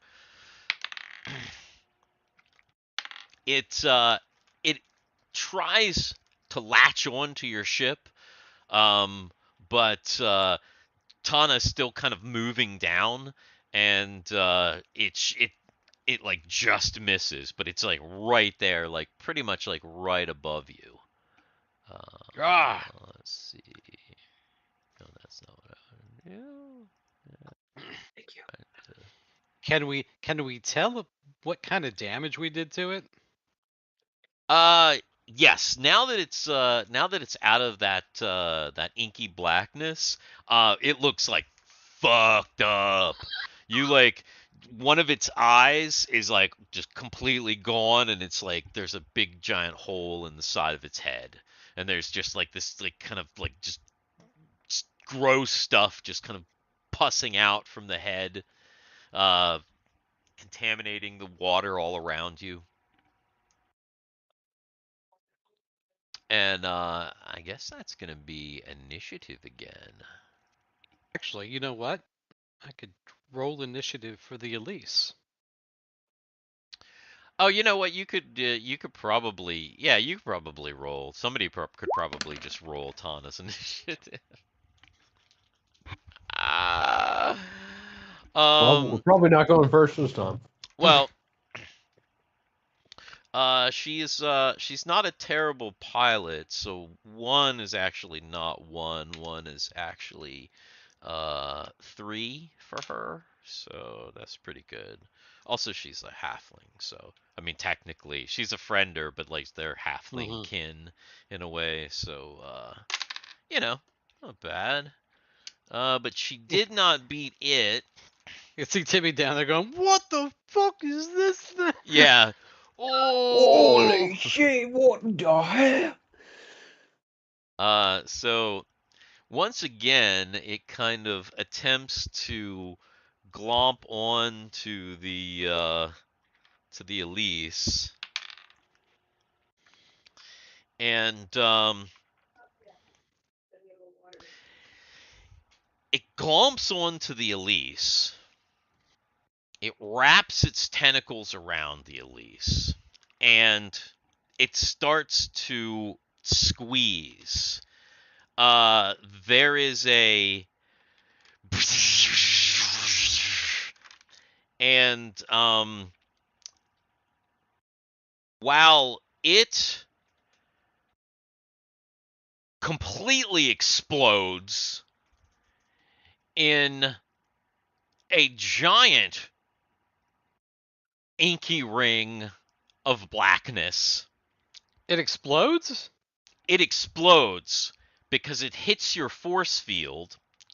Oh god. And unfortunately, it failed its saving throw? Well, no, or it didn't even didn't even get a your saving force throw. field did it was already really hurt.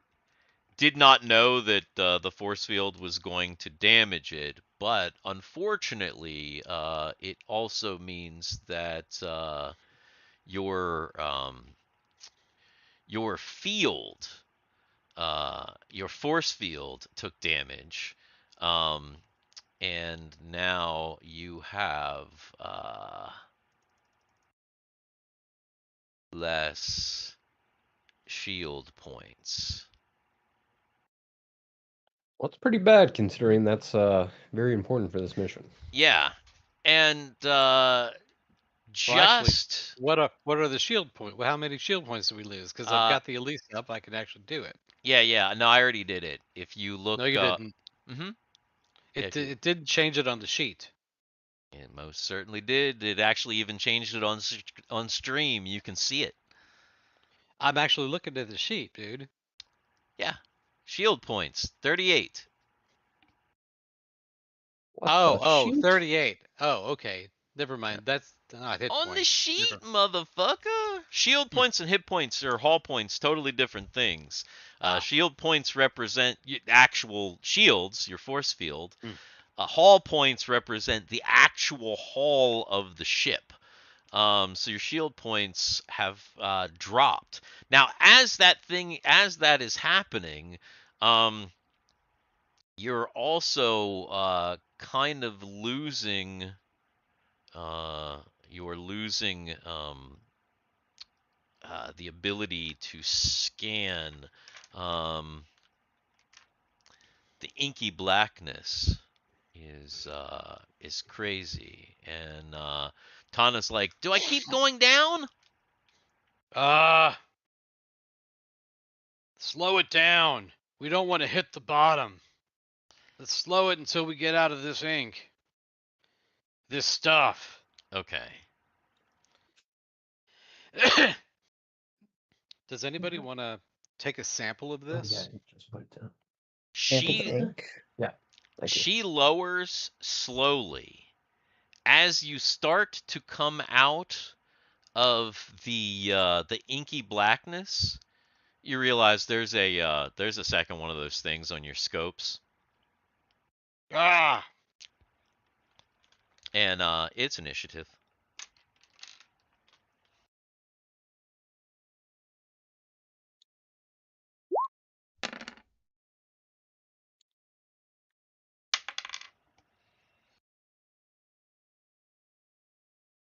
All right, that's pretty good.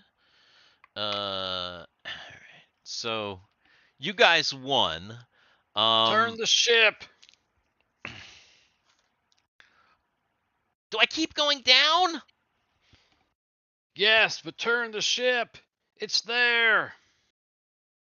All right, so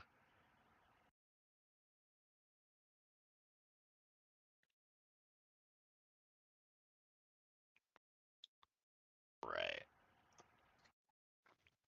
She's able to get right above and turn the ship around just in time for you to be able to fire.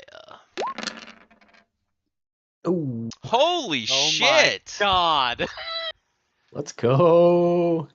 Dan, here Argyl's you're just talking about oh, we gotta get these awesome rolls out of the way at the very beginning where everybody's rolling fucking Mhm. ones for their checks, so their checks are succeeding epically ones and twos, and then you get down here, start rolling all these fucking 20s on the Turbo cannons. oh my goodness, that's Is that the nutty. power of the Nat 20 vibe? That's maybe that's what Maybe that that's means. what it was. That's wild. Crazy. Oh, holy Boom. smokes. Okay.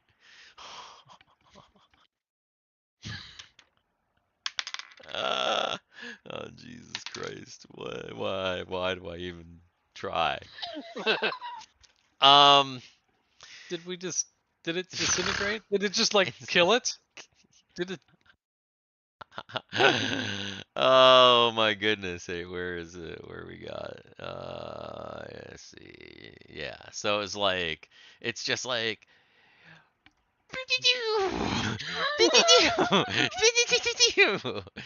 and and then the thing it'd be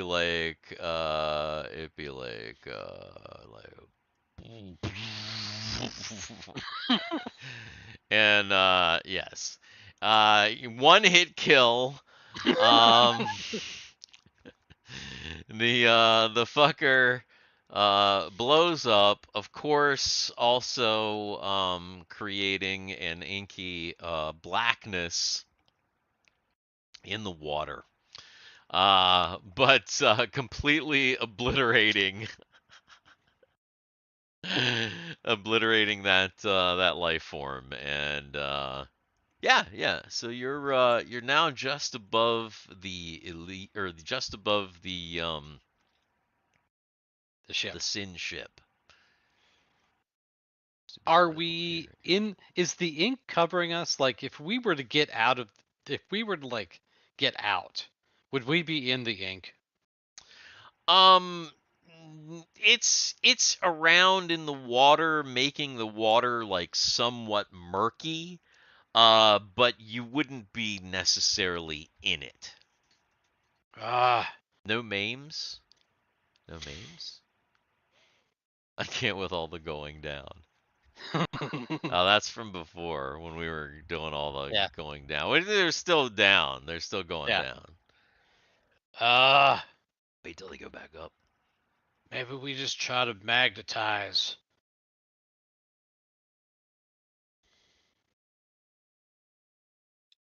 All right, just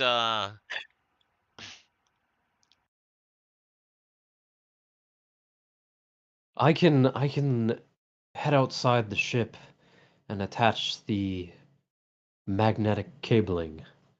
I have another cast of water breathing if someone else wants to join me. But otherwise, So here's the problem. You're 17,000 feet down. Do you really want to? You can breathe the water. well, oh well. So C said earlier that Yep. I wouldn't need a suit because of Smarth, and also you just reminded me of something else I have to cast. This just in, brand new 4th level spell. ooh, what is it? Control Oh. temperature, making sure I don't freeze to death 17,000 feet underwater. True. Yes. Yes. Very true. Very true. So this is where Guthix and his druidic powers and his cool weapon armor familiar elementaline companion really shine, because Smarth will kind of completely cover Guthix, giving him protection from the pressure. And with both spells, Guthix will become immune to both the frigid waters and as well as the no air and underwater. So yeah, that works Well, perfectly. there's gonna need to be at least another person out there. I'm gonna stay on the guns. Brady, you're up. What? Put your helmet on. Oh boy. You're sending poor Brady out there? Oh Oh no. my god. He Well, like I'm sending out the person who is the least techie. I mean, it's just right. grunt work, basically. And who to be fair, Brady recently just did some training. So actually, we didn't talk about that. Go ahead and roll me an intelligence check for Brady. Let's see how well he did on his training. Brady's intelligence is as good as Argyle's Oh intelligence. no. He's pretty but dumb. Okay. Training maybe wasn't great. Roll wisdom check.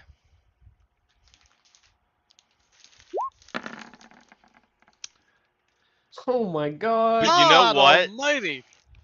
You know what? Hmm. For some reason, Brady is like oddly confident. Okay.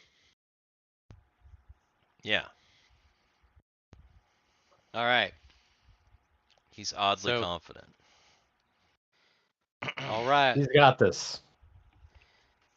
Okay, so oh my goodness. So All right. Head down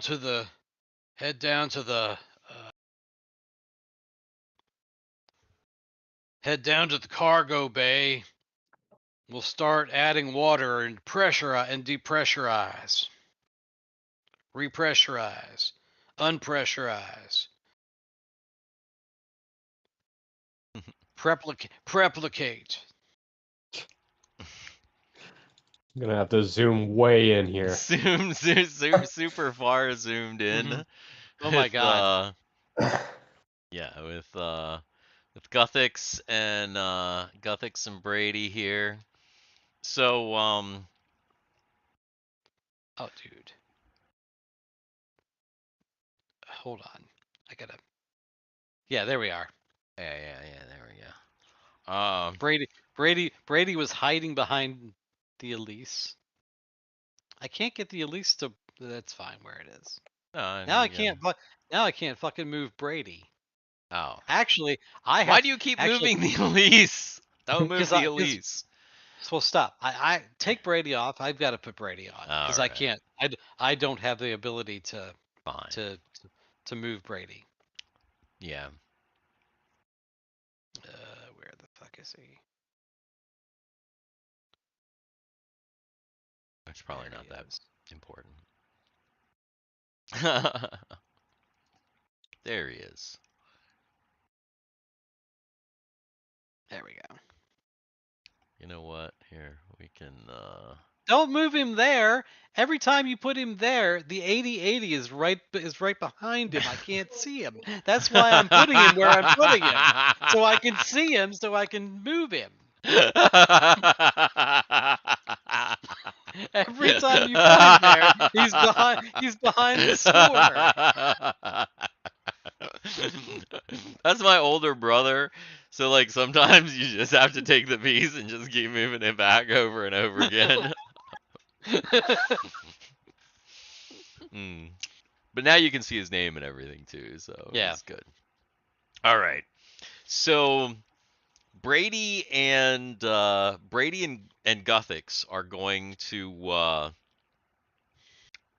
go out then. Yes. Okay. The way that there's a very, very small airlock at the top. The way that it works, for a situation like this, it's like you actually have to go one at a time if you're going out. Okay. So who's going out first? I'll head out first. Okay. So Guthix heads out into the water, and visibility out down here is very, very, very low for you. The Elise does have like running lights, but this like the Sin Invader has no shit. Has no running lights, obviously, and you're like deep below the ocean. So it is dark as fuck. Okay. Once Brady steps out, he's gonna turn his suit lights on. That's right. Okay. So Brady remembers he's got suit lights. He like flips that on. So he's got kind of a flashlight out in front of him. I use this on the cabling.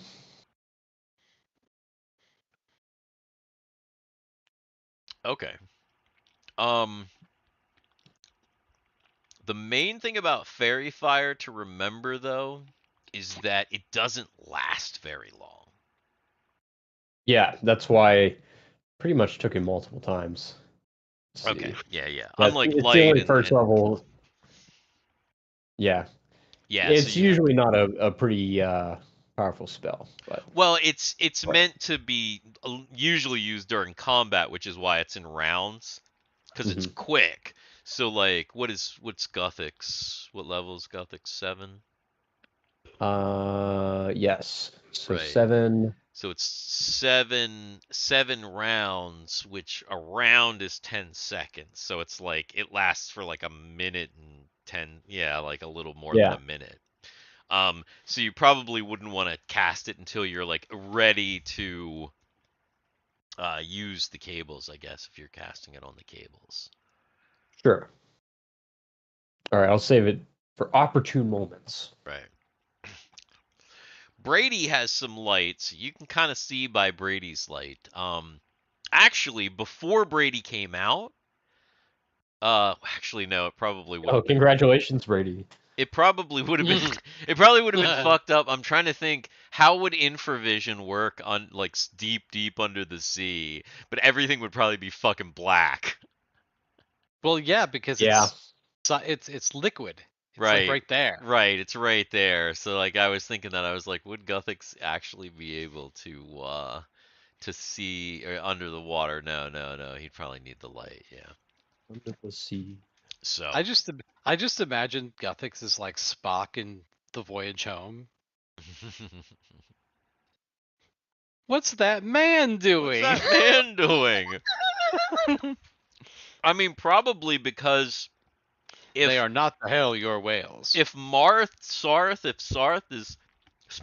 is adapting to the water, it may take on the form of water, which means that like if he takes on the form of water, you just see Guthix naked in his skivvies. Whatever he wears underneath. Just like flying around with the headband. He's got his horns. He's just I got the banana hammock. the going banana hammock, so he's just out there just rocking it. And actually, with Guthix's coloring, he probably just really blends into the water. Oh my god. Honestly, like if you think about it, because Yeah. you know he kind of has a greenish coloring to him, so he probably really like blends in. All Crazy right. stealth bonus down here at 17,000 Yeah. feet. Well, Brady comes out into the darkness, flips on his light, and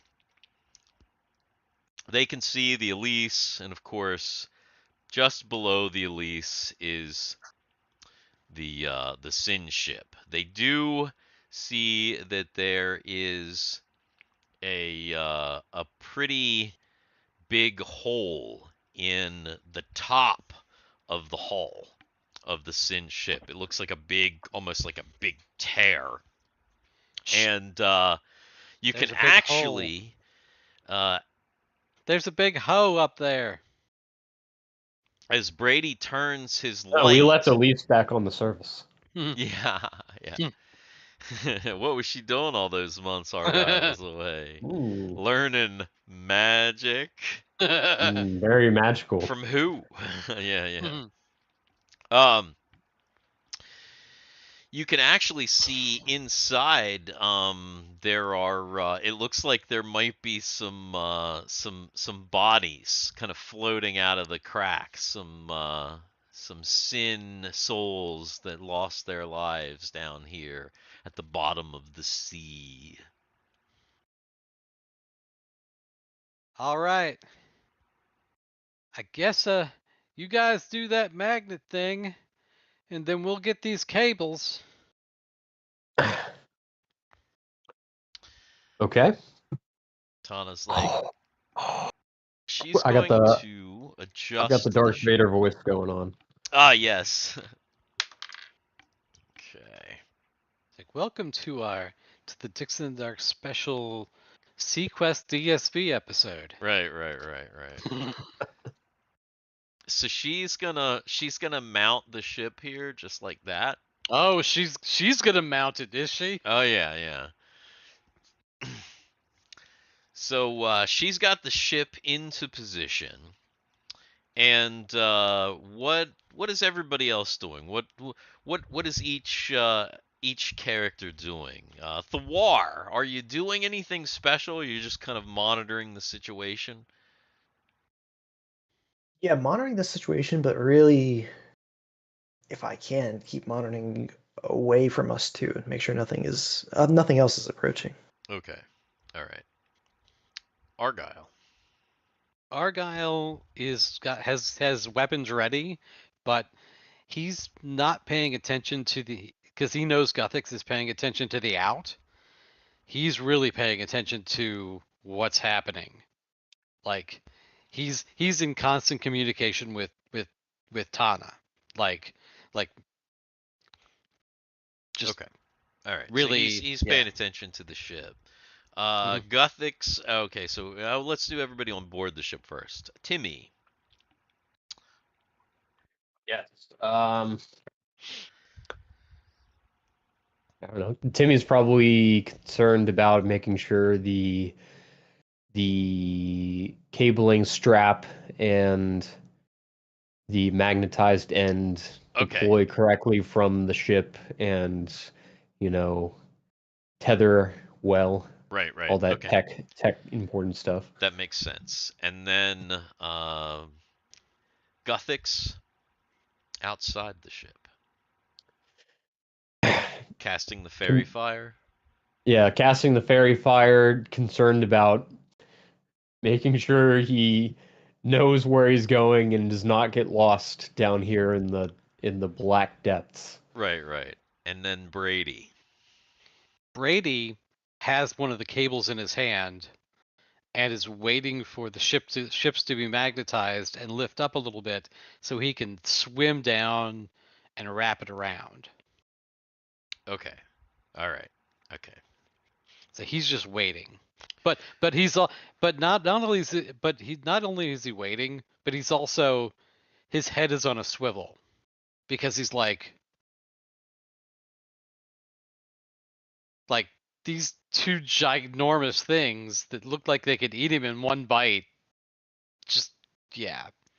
Right. He's right.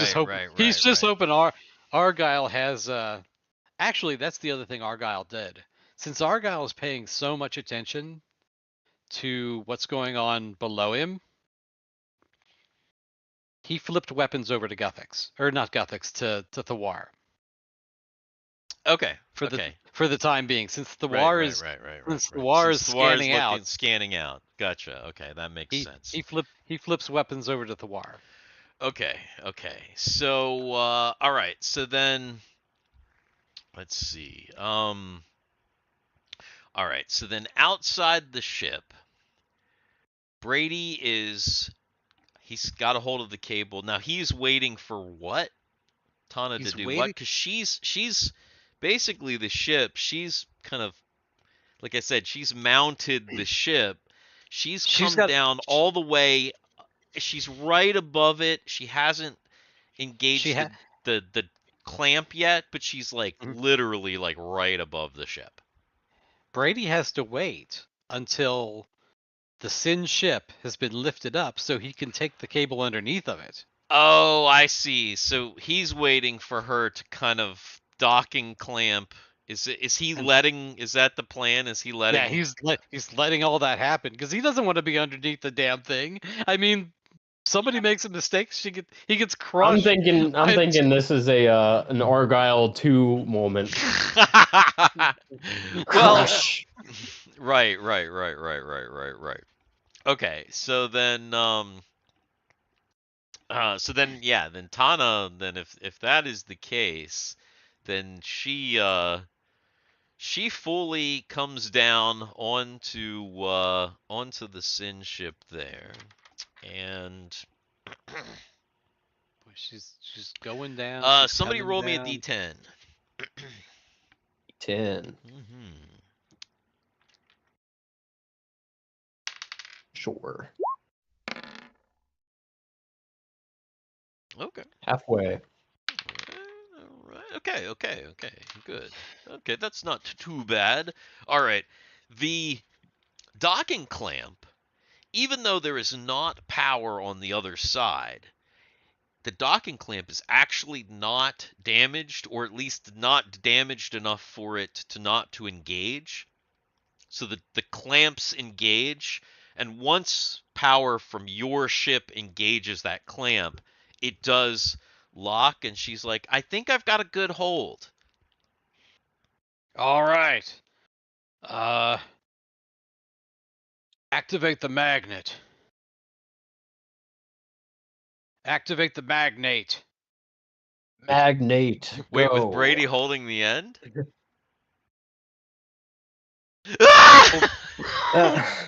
Well, Brady, I mean, it's got to be. You can't attach it by magnet if it's not magnetized. Yeah, but he's just fucking holding it. If he's just in the water holding it and you activate it, it's gonna go to the nearest. It's gonna go to the nearest fucking thing. That's true. All right. She's like, yeah. Tana's like, wait, right now? Oh, hold on. Lift up 10 meters. Okay. All right. So, let's see. Oh, you know what I need to do here? I need to do that. And I need to do that. And I need to do. So you realize that once this sin ship is lifted off the floor of, the giant crabs are gonna. It's sitting on a giant crab hole, and the giant crab is gonna come out, and we have to A fight giant crab hole. Ew. Ew. Oh. it. Giant crab hole. Oh man. So she starts to adjust and she lifts up the you can't just freely talk about the crab hole. Yeah, it's true, Country Pride Mini. This is not good. Oh yeah, this one up here probably has actually dissipated, by the way. And this one down here is kind of shrunk a bit. Shrunk it up a bit. That's the other thing. There are chunks floating around. There are definitely puss chunks floating around. There's those mega octo puss chunks. So yeah, there's definitely chunks in the water. Calamari. So Tana's able to get the ship stabilized. It starts to lift up. There's some but it looks like we're holding steady so far.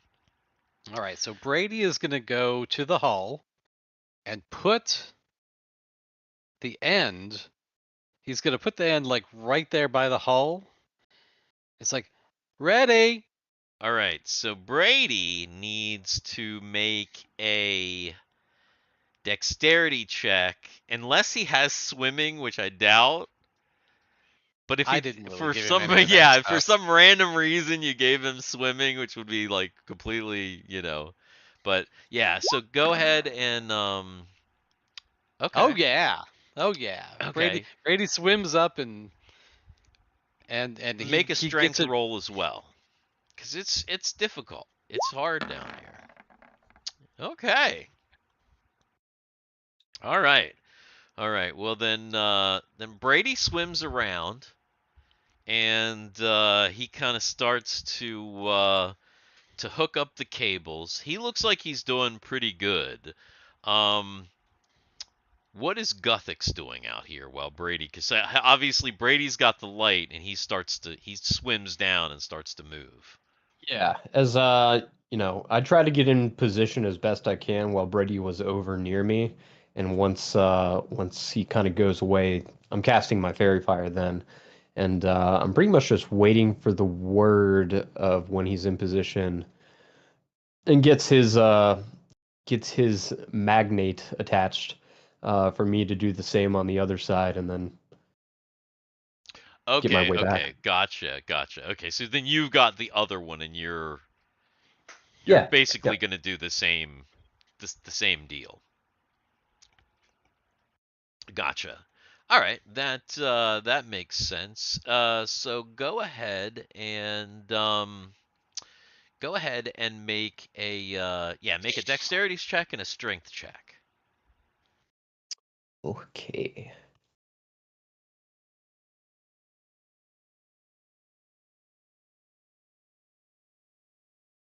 Dex. Okay. Okay. Not bad. Strength. Not Ooh, good. Oh, no. Okay.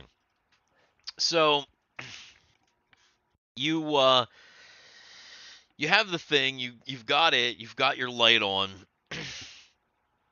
but you're struggling a little bit to swim through the water. Make a wisdom check. Come on, wisdom. Decent wisdom. All right. Guthix in his head hears everybody else would hear Smarth. But Guthix hears, I got you, bro. and and Smarth kind of propels Guthix the west of the way around. The west The of the west way of the around. way. Yeah. Propels Guthix the west of the way around, and he is able to kind of hook on as well underneath. As they are kind of both swimming down and beginning to hook their things on, Thwar has noticed that something has appeared on scanners. Not just something, actually, in fact, several somethings have appeared on the scanners. Much smaller life forms appear to be just below the ship, just below. In fact, it looks like you maybe pulling the ship up did uncover some sort of hole. And Crab hole. Goddamn crab hole. Yeah, if I can radio them, I'm saying, hey, there's life under that. Get out. Good life or bad life? Well, see, that's We're actually the talking thing. 600 feet long I guess. kraken monsters, or you're talking some deep fish, some anglerfish or something, which I guess would still kind of be bad, but Or is it just Dory? just Actually, Dory. you know what you'd have to do for Guthix? Hmm. You'd have to telepathy him, because he's not in a suit. He doesn't have any tech with him, right? I mean, are they back? I don't think they're that close to the ship, are they? In 90 feet? Probably. They're just below, hooked onto the other ship. So yeah, they're probably All pretty right. close. So yeah, you're probably gonna have to telepathy that to Guthix, because yeah, he's not gonna have any tech. So he's not going to be able to, which actually just made me think that Guthix is not going to be able to communicate with Brady. Oh, Brady communicates back. I get a telepathy middleman. Right. We'll work it out. So yeah. So you get a telepathy, and Brady gets a warning, a verbal warning from Thwar that God damn it! Is that gonna go on my permanent record? that very possibly could go on your permanent record. That is something that could happen. And where be that? Did I for not do that? Because I was. Let me do this right there. Oh, damn. You just froze for a second. Oh no, did I freeze for a second? Just for a second. All Why right. is the Elise? The Elise is on there twice because there are two. Because there are two. Yeah, it's cleared off now. Yeah. The Elise not on there. Okay, so yeah, because I wanted to make sure that it was cleared off, because obviously Guthix and Brady are now operating under their own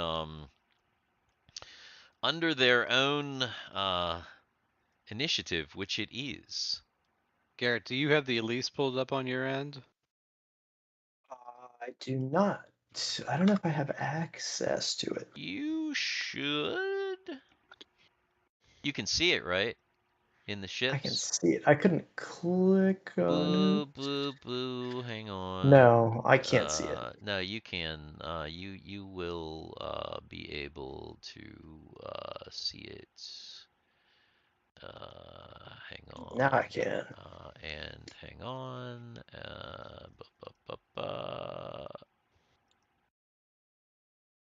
Now you should be able to control it as well. Here you go. Try again. So yeah, you should be Yeah. good. Yeah, you should be able to get in there, get in it. All right, Oh, so it's I've initiative. got. I got this. The snap is. I'm snapping into the center of these things. So that's Yeah, why. yeah. You know how That's to why. avoid that, Dan? You know how to Hmm. avoid the snap? Hold Alt. Ah. Ah, If you hold Alt, you can place things in spots in things. I see. Yeah, which is how I was able to do that.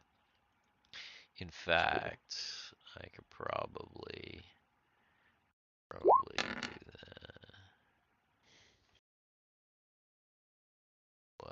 La la la. Mm. Brady's waiting for the magnetizing to happen. Well, I can't do anything until until I can let go. Right. Of course. Well, obviously this is, this is all happening. This is all happening kind of quickly, but Guthix, as you're sitting there, you're looking around. You don't see it, but Smarth tells you, Guthix, You gotta get the fuck out of here. there are 5 or 6 beings just below the ship. what's kind of being Smoth? Are they friendly? I don't know, but they're of the sea, and they're coming this way. So it's Guthix's turn. He can't see, but he knows that there's something below. What is it? Look out below. Look out below. Um, Obviously, he's holding he's holding the candle. He's I'm holding the going to. cable. He's like by the bottom of the like close to the bottom of the side of the ship. Brady's on the other side. Yeah. Actually, hold on. That's a good question. I need to look back at Brady's light my source is kind of shell. pointed towards the ship, which means it's kind of pointed towards you, so you kind of have light on you and the ship, but you don't have light past Brady or past anywhere else.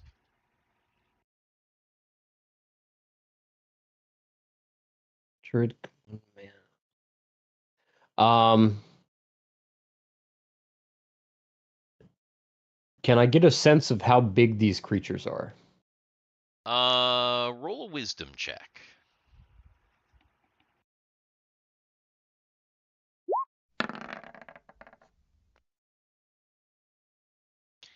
You believe that they're roughly man size if Smarth is correct. Okay. Um, I don't think I want to.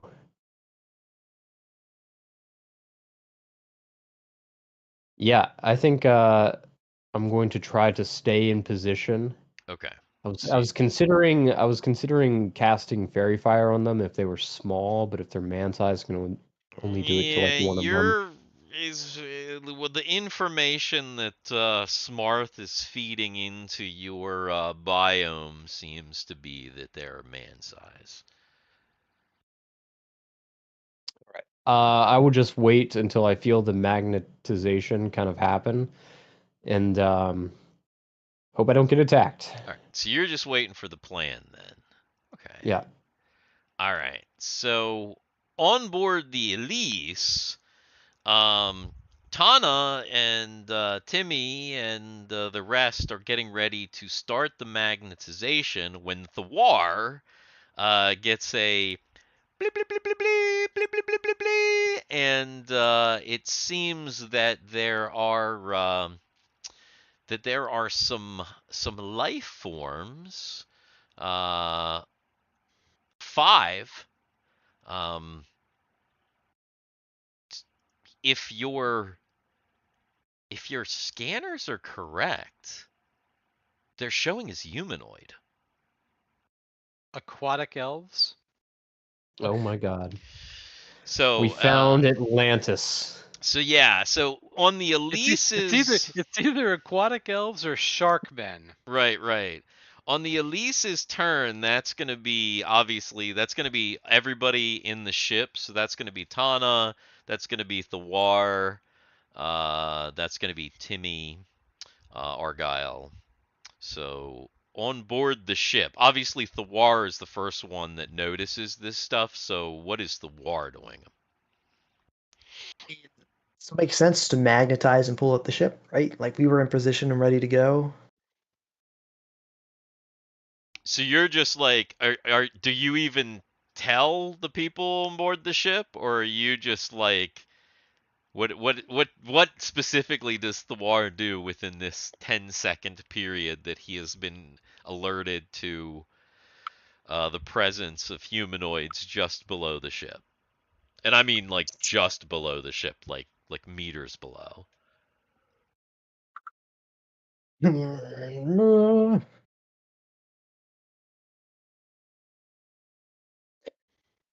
I mean, we still need forward-facing guns if we're going to use the weapon system. So I'm. Yeah, your guns are definitely not faced anywhere towards these attackers, and you'd have to pivot the entire apparatus, which is now locked in. Yeah. Radio to whoever's outside the ship that has radio and say, life forms below, we're moving the ship. Okay. And then, yeah, start to reposition the ship to fire Life on what's forms below. So I go up? Activate the magnet. All right. So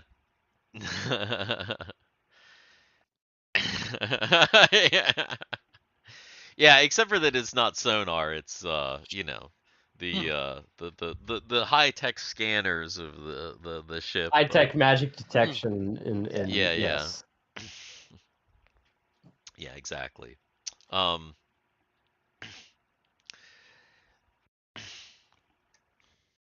Actually, I just thought of the thing that would be the problem is your force field.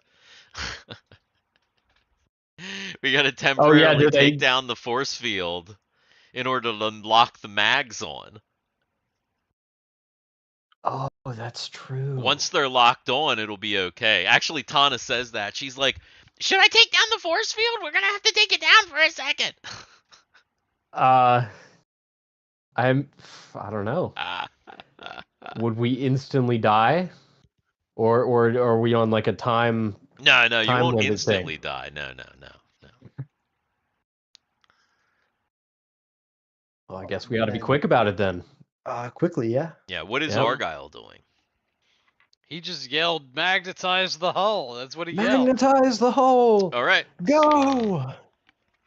Okay. So, Tana takes she takes down the force fields just temporarily.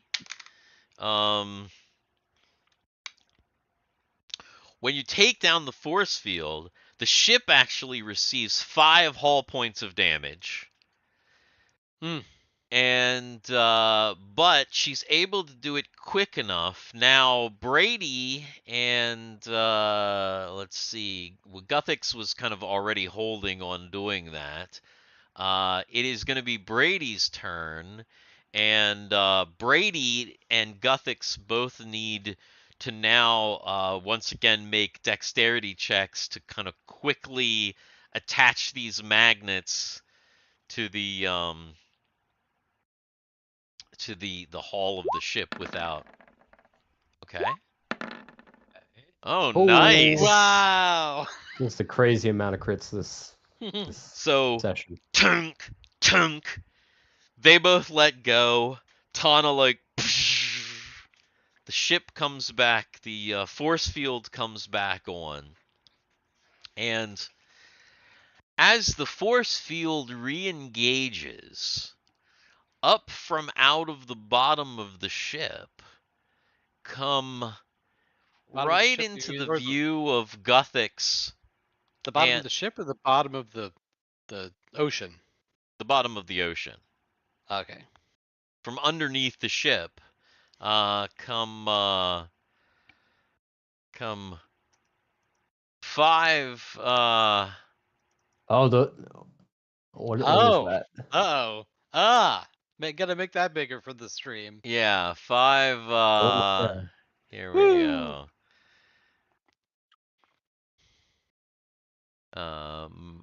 Now it's all. Guys, Guthix Five might be staying ladies. down here. Yeah, It's 5. Guthix ladies. might have found it finally. Yeah, and as let's see, as they come in to view, both Guthix and Brady, well, they need to make Huh, saving. Constitution checks to make sure nothing pierces our nothing pierces the suit. Saving throw versus magic wands.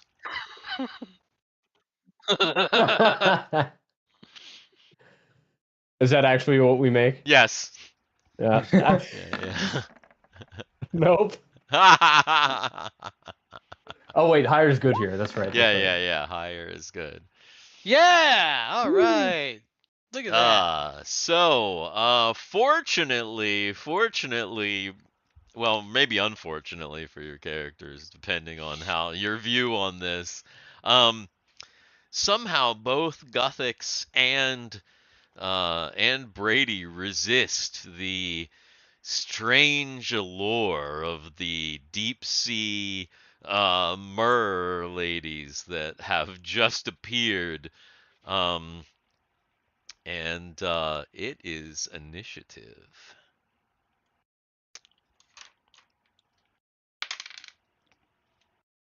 Ooh. And they got good. Oh, Guthix fucking rocking it though too. Shit. Hell, everybody! What in the world? Oh my goodness! Hey. Hey, We're shoot. ready here. Yeah, that is something else. That's wild. Actually, technically with her bonuses, the Elise technically should go first. The on the scanners, you guys can see that there are you don't have visuals, but you see the 5 life forms that are heading towards. They're making a beeline, but towards the ship, specifically towards Guthix and Brady. So you can see that on your scans.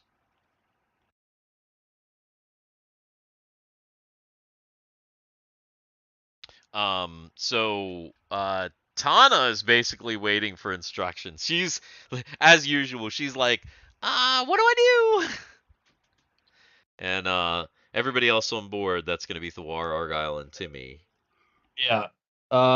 Timmy is trying to get those magnets activated if they're not already. Okay. Magnets are activated. Force field is back up. So the ship is connected. Okay.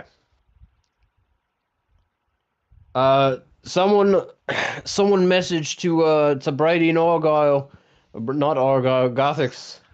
Whoever the fuck you are. Still a little hungover, you know. We got these merfolk inbound. It looks like.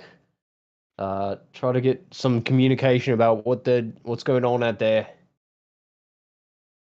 How close are these merfolk now?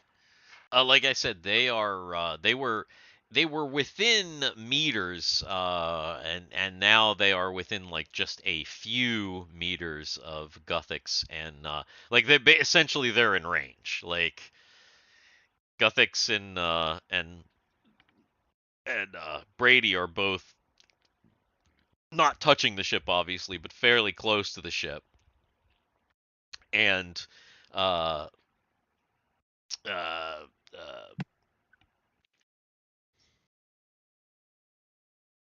I'm blah, the things, the mermaids, they're on my screen right in front of me. The Oh my mermaids are God. like within like I don't know, just a few meters, like 3-4 meters. I mean, they're like literally right in front of them, in range, basically. Sorry. All right.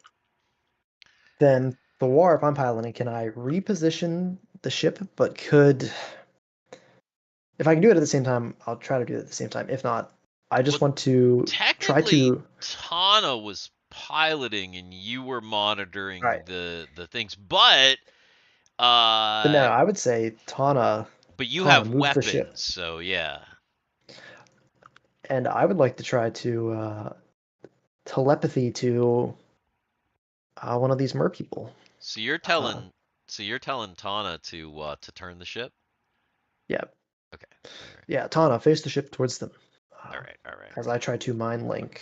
Okay, she's gonna try and do that without killing Guthix and Brady. Because Argyle. that's important. Argyle has jumped up, and he's pulling his suit on. Okay. All right. So Argyle jumps up and he starts to don a suit, and he is getting ready. Tana is able to kind of turn the ship in order to face the mer people, which is when everyone on board gets a good view of them. And other than Tanalana, everybody on board needs to make. Actually, you know what? Tana probably needs to make one too. Needs to make, but here's this fucking rock and roll. So unless she gets a one, Wands. she's wands. Oh no, Argyle. Oh no. Argyle's getting that suit on a little bit quicker. He's really trying to get into that suit now. All right. What about Timmy and Thawar? Saving throw versus wands. Now that you have seen the Merlates. Timmy.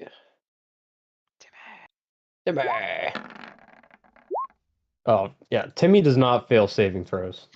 Yeah. Even with the like super low numbers, he's like, nah, fuck off.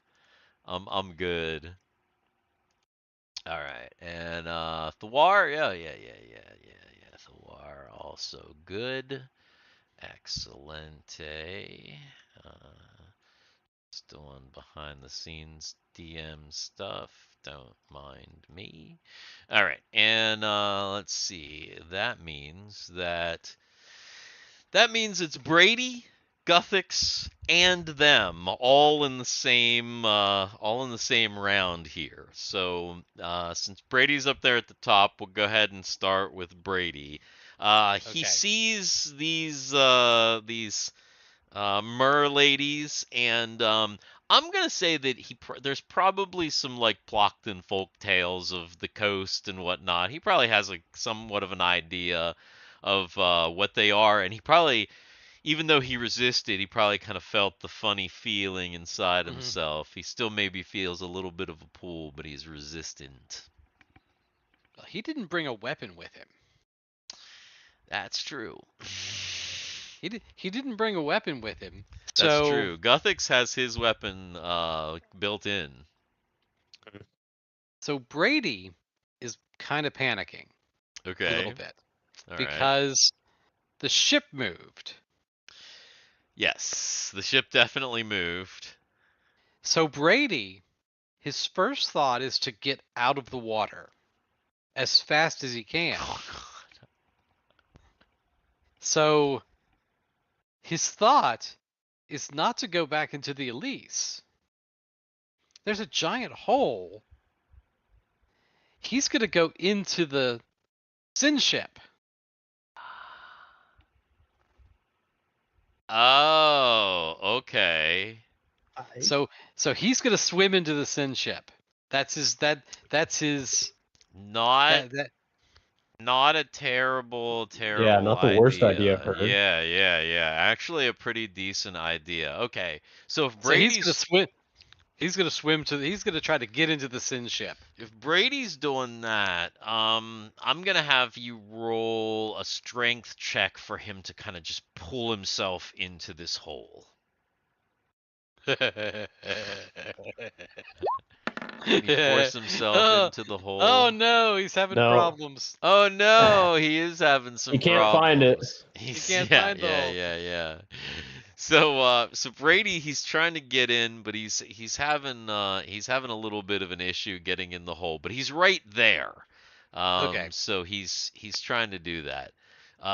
Guthix obviously sees these lovely sea ladies for what they are. He can see the the intent in their eyes. He knows that he would become their deep sea sex prisoner for the rest of his days,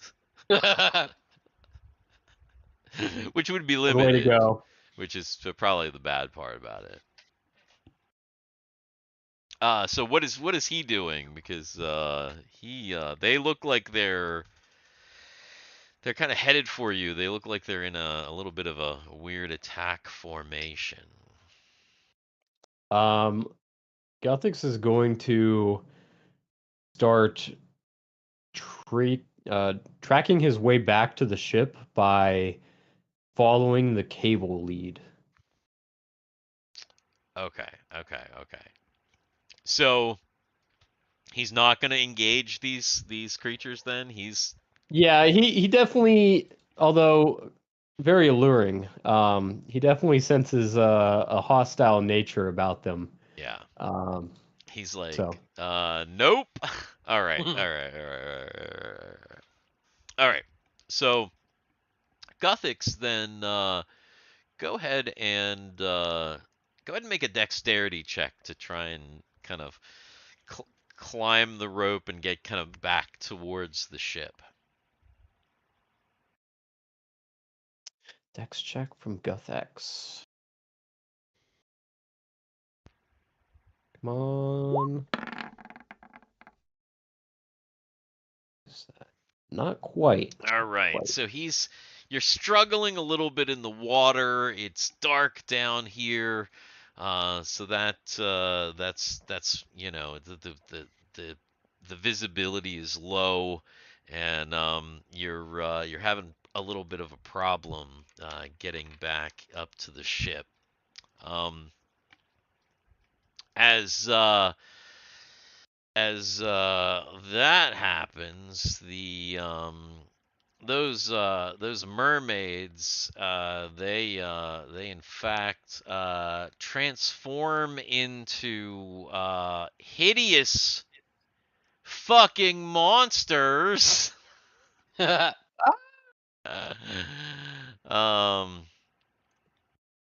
And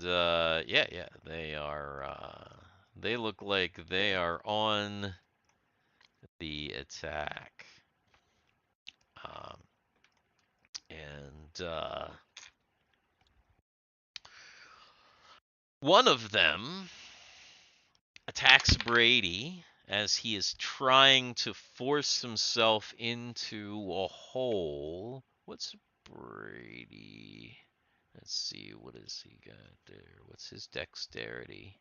What's Brady's dex? Brady's dex is 15. Plus, he's got the armor on. He's got the suit on now. He's got the suit. Yeah, I know that. That's why I was trying to figure out where his armor class is going to be. So if he's 15, he's plus 1 minus 1. So armor class. So that lady actually just missed Brady.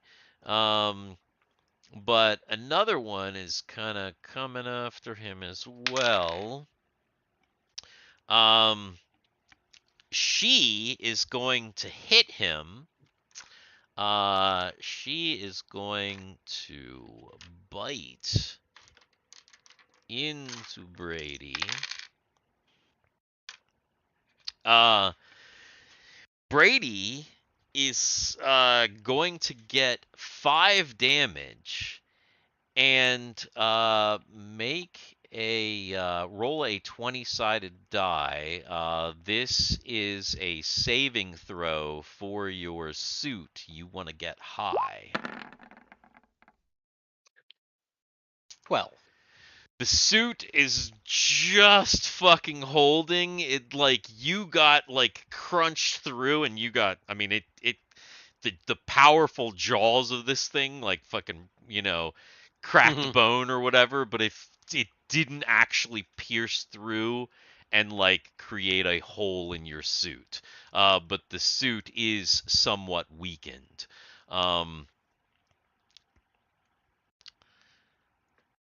Guthix kind of faces a bit of a swarm himself. Here. And they start to attack him.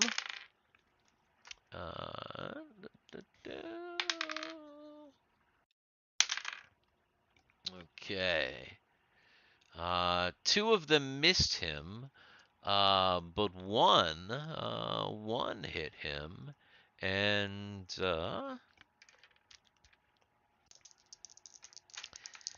he doesn't have to worry about his suit being punctured, because if his suit's punctured, it'll just reform until Smarth dies, which you don't want that to happen. But Yeah, that would be bad. He's pretty good. So Guthix actually got 6 damage. Okay. From the one that hit him, and Good job. it is initiative. Yes. Yes. Yes, indeed. Yeah. Big initiative. Oh, that's the war.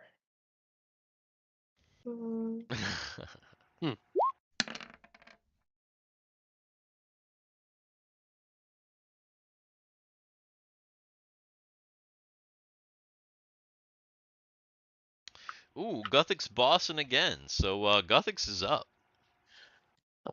Surrounded and forced to fight, Guthix now taking on the attack. And Holy smokeroos. Damn. That's gonna be Damn. That's gonna be a hit right there for Guthix. So he slashes into one of these awful mer creatures. Center or right or left? This guy right here. center, why not? Yeah. And she is highly injured. Ooh, yeah, this on the screen yet. Highly injured. Not dead, but very close. There's a lot of blood in the water at this point. And that's the folks on the Elise who obviously can now see that there is some fisticuffs outside. What's Argyle's what is Oh, he's what's dressed happening with now, Ar- I guess. Yeah. But here's the thing. He failed his saving throw. Ah, yes. So he's dressed in his suit. Fortunately, he was able to put the suit on, but he's wanting to go outside and mingle with the ladies. Which means he's not going to take a weapon with him. Okay. Because if he wants to go out and mingle with them, Right. He's not Of going. course. He's not going out to. Right, you know. right. Yeah. I gotta get out there. And he starts to go up the ladder. Okay. So he starts to go up the ladder. Let's see. Nope. I was gonna say, does Tana recognize that he doesn't take a weapon? Nope. She does not a fucking clue. She's not paying attention at all. So Argyle starts to climb up to the airlock to go outside. Sans a weapon. What about Thwar and Timmy inside, who can obviously now see what's going on and see their friends are being attacked? Is there enough space between some of these merfolk and our crew that I could actually get a shot off and feel confident I wouldn't hit them? It is with ship weaponry. If you missed, Oh man. it would obliterate us. Yeah, it would be a like really, really horrible. Yeah. But I mean, if you missed like badly, like if you just missed, it's not that bad. But if you missed, let's just put it this way: if you roll a 1, you could vaporize Brady or Guthix because the weaponry is times 10. So any damage that you get is times 10. So like if you rolled an 11, that's like 110 damage. There'd literally be nothing left. Kill Guthix. But I mean, you could try, as long as you, as long as you don't Why not? completely crit, you'd be all right. We fuck around and find out here. Yeah. Alright, well. Alright. Guthix said it was okay, so. Guthix said it was okay. Oh damn. Roll That was 20. Damn. Roll... Oh, Jesus Cameron's like a heart attack for like a split second. I'm like, how bad could it be?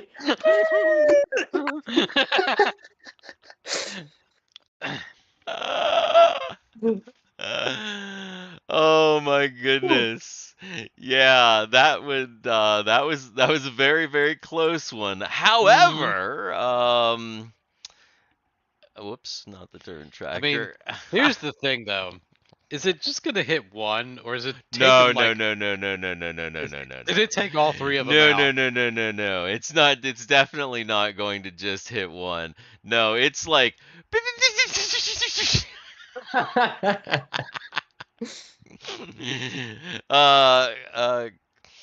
Guthix actually might be blown back. He's a little singed. Yeah, a little Whoa. singe. There's some he's like ah! Flown back. But yeah, no, there's not even anything Nothing. left of them. They're just totally vaporized. Wow. Yeah. I would have to say that the other two, if they see that, they're gonna have to make a morale check. They're going to have to make a morale check at this point. There's no question on that. I think you're with severe penalties. I think you might be right. They're literally gonna have some fucking elite morale to I can tell you this. We're kind of far but away. that but won't be till everything's the end of the round. That's next, or Yeah. I mean next round. That's not something you do until the next round. So at least for the moment, they're here. I can tell you this, that because of everything's in close quarters, Brady pissed himself. Yeah. Well, fortunately, the suit has a recycler. Ah. Frobos tech is nice. You know, it's better than some of this other shit you got. Timmy is Timmy's the also on the Elise. Is Timmy doing anything other than being like in amazement? Yeah. I was just gonna fire some cannons if otherwise, but that's taken care of. So Yeah. Okay. Guess I'm just checking systems. Looks like Brady's up. And Brady, at the same time, is these two last ones who are like in a panic rage now. They seem like they're kind of they start clawing in a panicked rage. So What's Brady doing? he doesn't want to turn his back on him. So, but they're close to him, right? Oh yeah, they're close enough to hit him. Obviously, the one just literally fucking bit him. So what he wants to do is he's going to take his arms wide and he's going to try to knock their heads together. Okay. That's, All right. It's Yeah. yeah, I mean it's basically going to be like a striking roll. So just make a just roll a d20 and what's your strength? Strength is 13.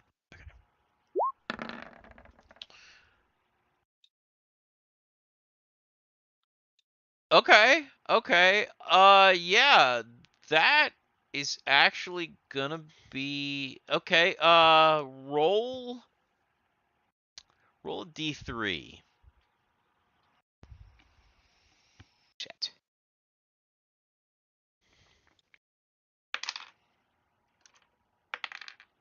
Oh my goodness.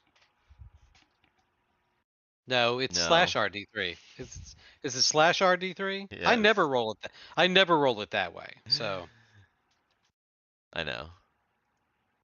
Is there no, there's not a d3 on the dice thing. no, there isn't. It's like, is there a d3 God damn it. on the dice thing? Dan having problems.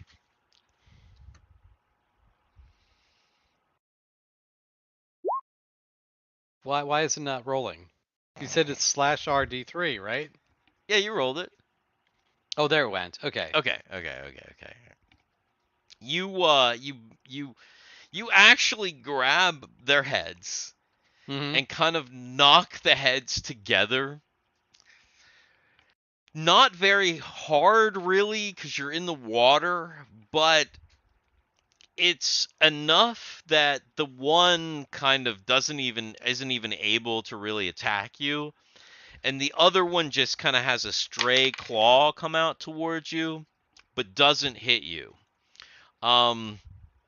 So yeah, you actually are not hit by them, and it is initiative. But I'm gonna go ahead and roll for. Oh yeah, they like completely failed their morale checks, so they look like they are getting ready to skedaddle.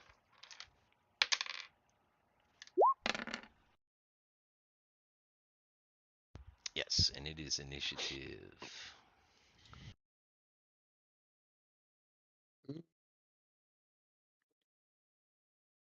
Whoops.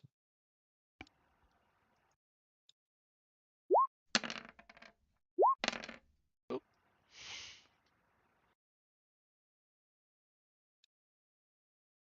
Guthix up here, so you can. Oh yeah, all right. Drifting away. I was like, I'm trying to get him so that he could be visible. All right. Okay, the Elise. Yeah, so that's the people on the Elise. Once again, have the initiative. All right. Good shot, Thwar. That was amazing. I thought you were gonna kill Guthix for sure. Do I still want? did too. Do I still want to go outside? Yeah, you feel like compelled to go out and like go after him.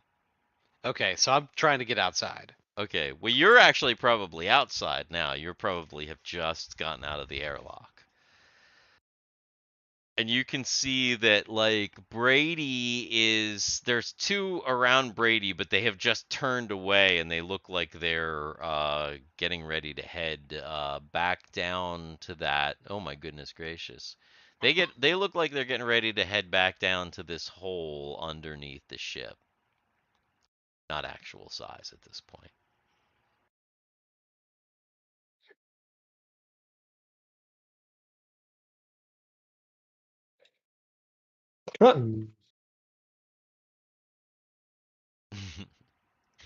Giant Big sized Argyle.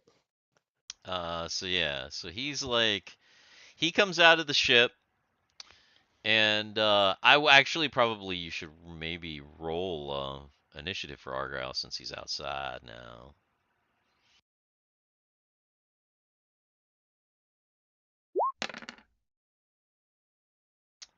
All right. So then yeah, everybody on the ship, ship is first. Unfortunately, now that Argyle has left the ship and is going towards these fucking things, he's right in the way. Right. Have we fully pulled in the other ship? Like, The ship is connected. It's we're fully locked connected. on. It's magnetized. The things are connected. The ship is connected all up. The ship is good. It's literally that there are now just some people outside of the ship. All right, then, crew, let's move over and pick up Guthix. Okay, so you're just gonna say, hey, like let's go and get Guthix. That makes sense. Okay. So,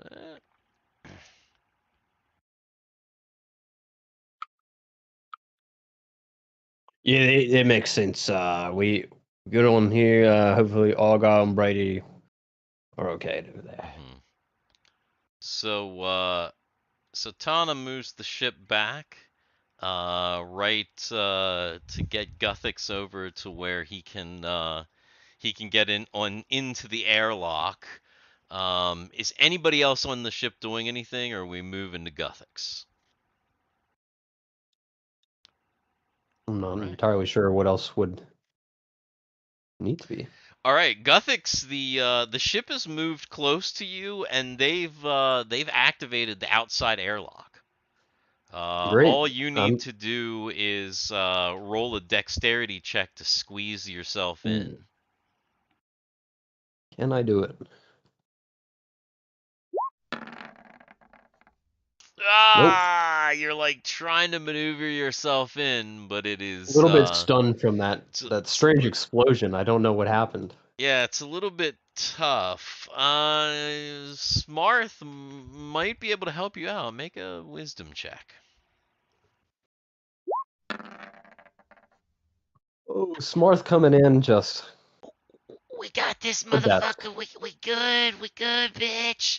And he like sucks you right through the hole, and Ew. Guthix is Ew. back on the. Smarth and Guthix now have a weird symbiotic relation. He's been like stuck to his skin for like the past couple months, so you know how that be working. It looks like Brady and Argyle go at the same time. The thingies Okay. are last, the ladies. So if they look like they're Ugh. turning around to leave, Bleh. and I see and Brady sees that Argyle's out, but he doesn't have a weapon. Can I see Argyle's face?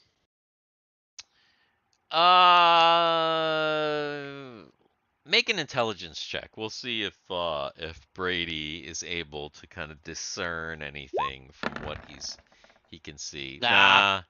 Nah, you just see like you're not even 100% sure it's well, yeah, you're probably sure it's Argyle, the shape. The bulk. It's the bulk.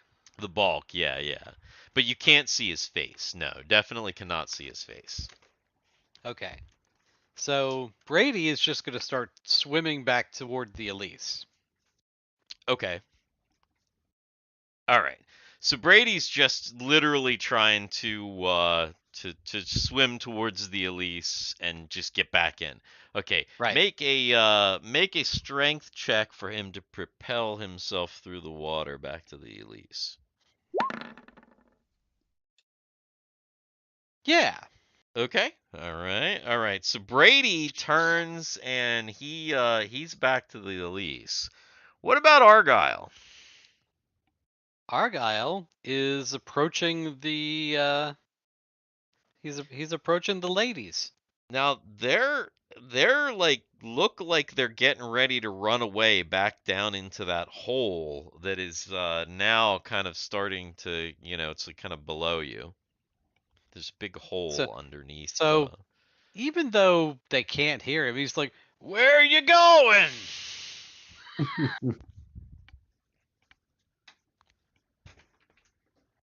Where are you going? So He's off to Argyle's snooze like feeling. yelling. Is he trying to swim to them, or is Yes. what is he doing? He's Okay. he's trying to follow him. Okay, make a strength check.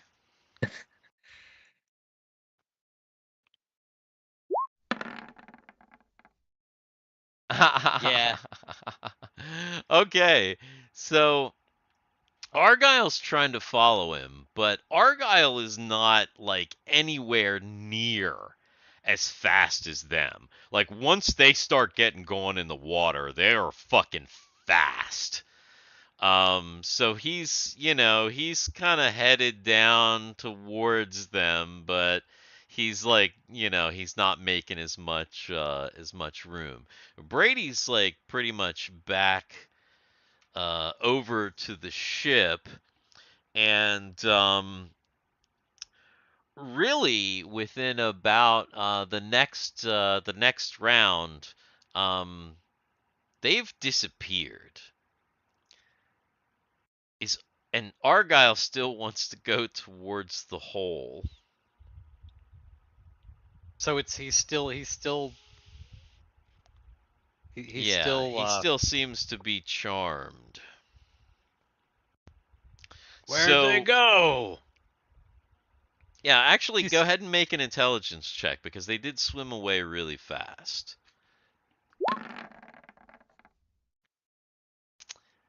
Argyle sees a hole down at the bottom. Hey, look, he flips his light on. He can see that there's like you think they went down into this hole down here. There's this hole under here. Well, he's starting to go toward the hole.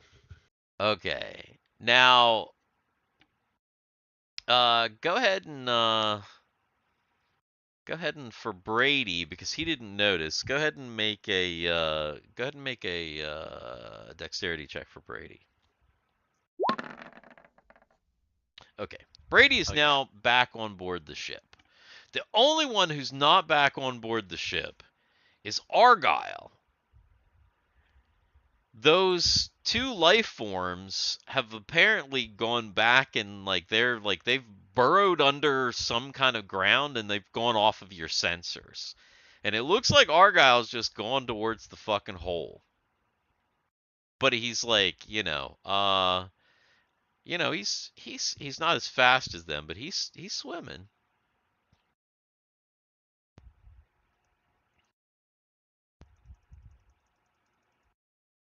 So on board the ship, you realize that Argyle has no weapon and he's like headed towards this fucking hole. Yeah, we're gonna. Anyone know what Argyle's doing? No, what is he doing? Maybe he's curious about Why those did he ladies. get back out there? I think it's best we stop him. Let's cut him off. Argyle, you're a married man. Get back here. Okay, so because of that, I'm gonna give you another roll. You're a married man. Another magic wands roll. Another roll, magic wands roll. I got it. He snaps to it. You are a married man.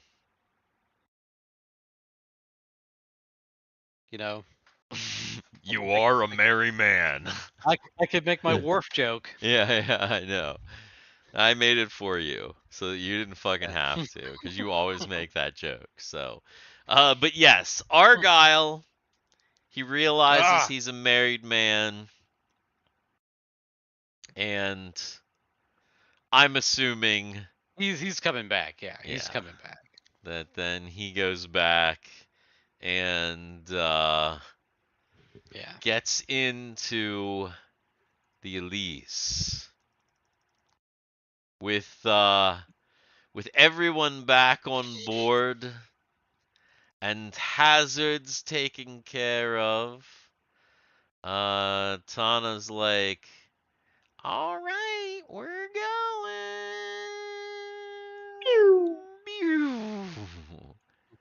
We all massively die from nitrogen From the bends. in the bends. Yeah. Oh God. Oh my God. I didn't hear that right, and I thought you just said we all died from depends. Yeah, we all died. Oh wait. We all died of depends. I mean, yes. Yeah, yeah, That too. exactly. You know. So Oh, can you that pull the? Can you?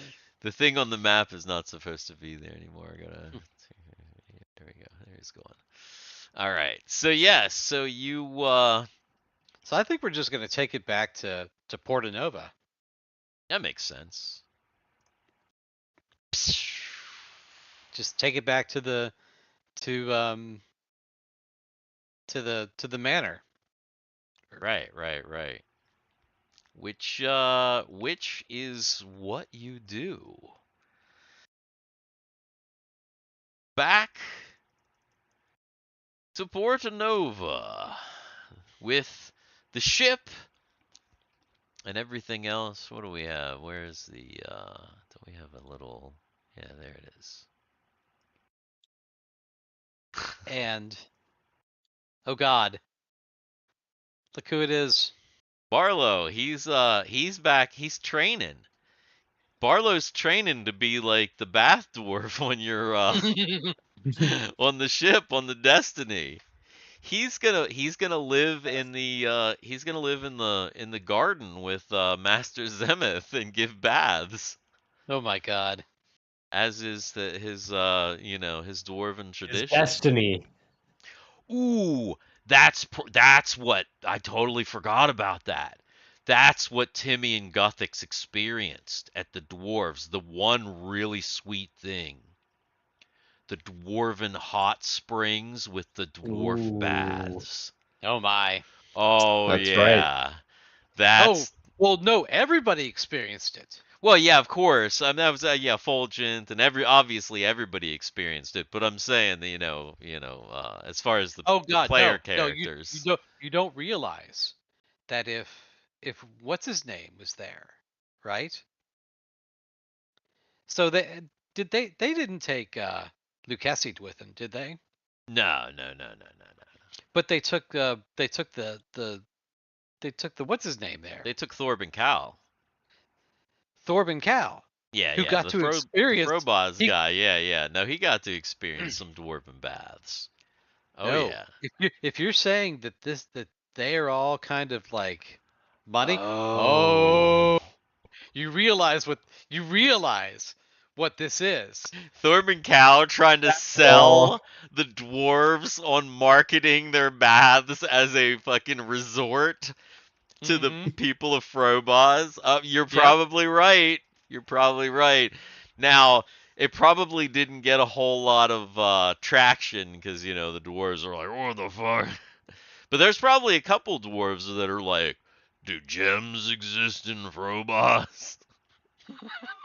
Indeed. Indeed. So, Mhm. Yeah. Yeah, I have a feeling that that's the little yeah. hmm Yes. So that makes sense. That's pretty funny. Well, so your mission was a success. Well, what did we You get? you've got a Sin Invader, But which what did we get off? I mean, I'm assuming this thing is not going to be able to fly this thing. no. We're gonna have to. It's late. I think we're probably done for tonight. We're gonna have to kind of go through and see I'm what thinking we you probably got scrap it later. for parts. Yeah. But yeah. Basically, you got parts, and possibly there are 3 waterlogged but intact Sin Snatchers, and some dead bodies in there. Some Sin dead bodies. But yeah, basically, like everything that was on the other ship was on this ship. Now, what condition it's in, you're probably gonna have to make some rolls and stuff, but we'll do that later. That's gonna be kind of super boring, just roll stuff. Probably end up doing that. Just record that you have this. Obviously, you have this, and when it matters, when we get back to info and you start crafting and stuff, then we can do some rolls and break it down. Sounds good. Yeah, but I think we're at the end here. I am like literally ready to pass out. I'm barely holding it together. So I think thank you for watching, everybody. Yeah. Last words, guys. Join us next Friday. That's right. Join Oh. us next Friday on our new time. We got to talk a little bit about Halloween. Oh, we do have to talk a little bit about Halloween. Are we gonna do that on Friday, which is actually Halloween? Like, what do you like? Steve and I already decided we're not. We can be here because we're poor. Or do we need to have this discussion off the stream because it's possibly complicated? I probably can't do that Friday. Yeah, if that yeah. was So literally it's Halloween. possibly complicated. Let's have this Yeah. conversation off the Okay. stream. But it's coming. We're gonna have something for Halloween, but it's probably not gonna be on Halloween. We'll figure something out. Yeah. Anyway, we've been the Dicks in the Dark. I'm DM Steve. These are my players, and we played R.I.P. MTV. a cool game. Oh yeah, that's true. And Ace Frehley. Oh man, that's right. But anyway, I gotta go. We've been the Dicks. We'll see you later. Good night, guys. Goodbye. Oh wait, that's Later. the wrong thing. Wait. Wait a minute. What am I doing? Wait a minute. Wait. Usually something. Oh no. Well,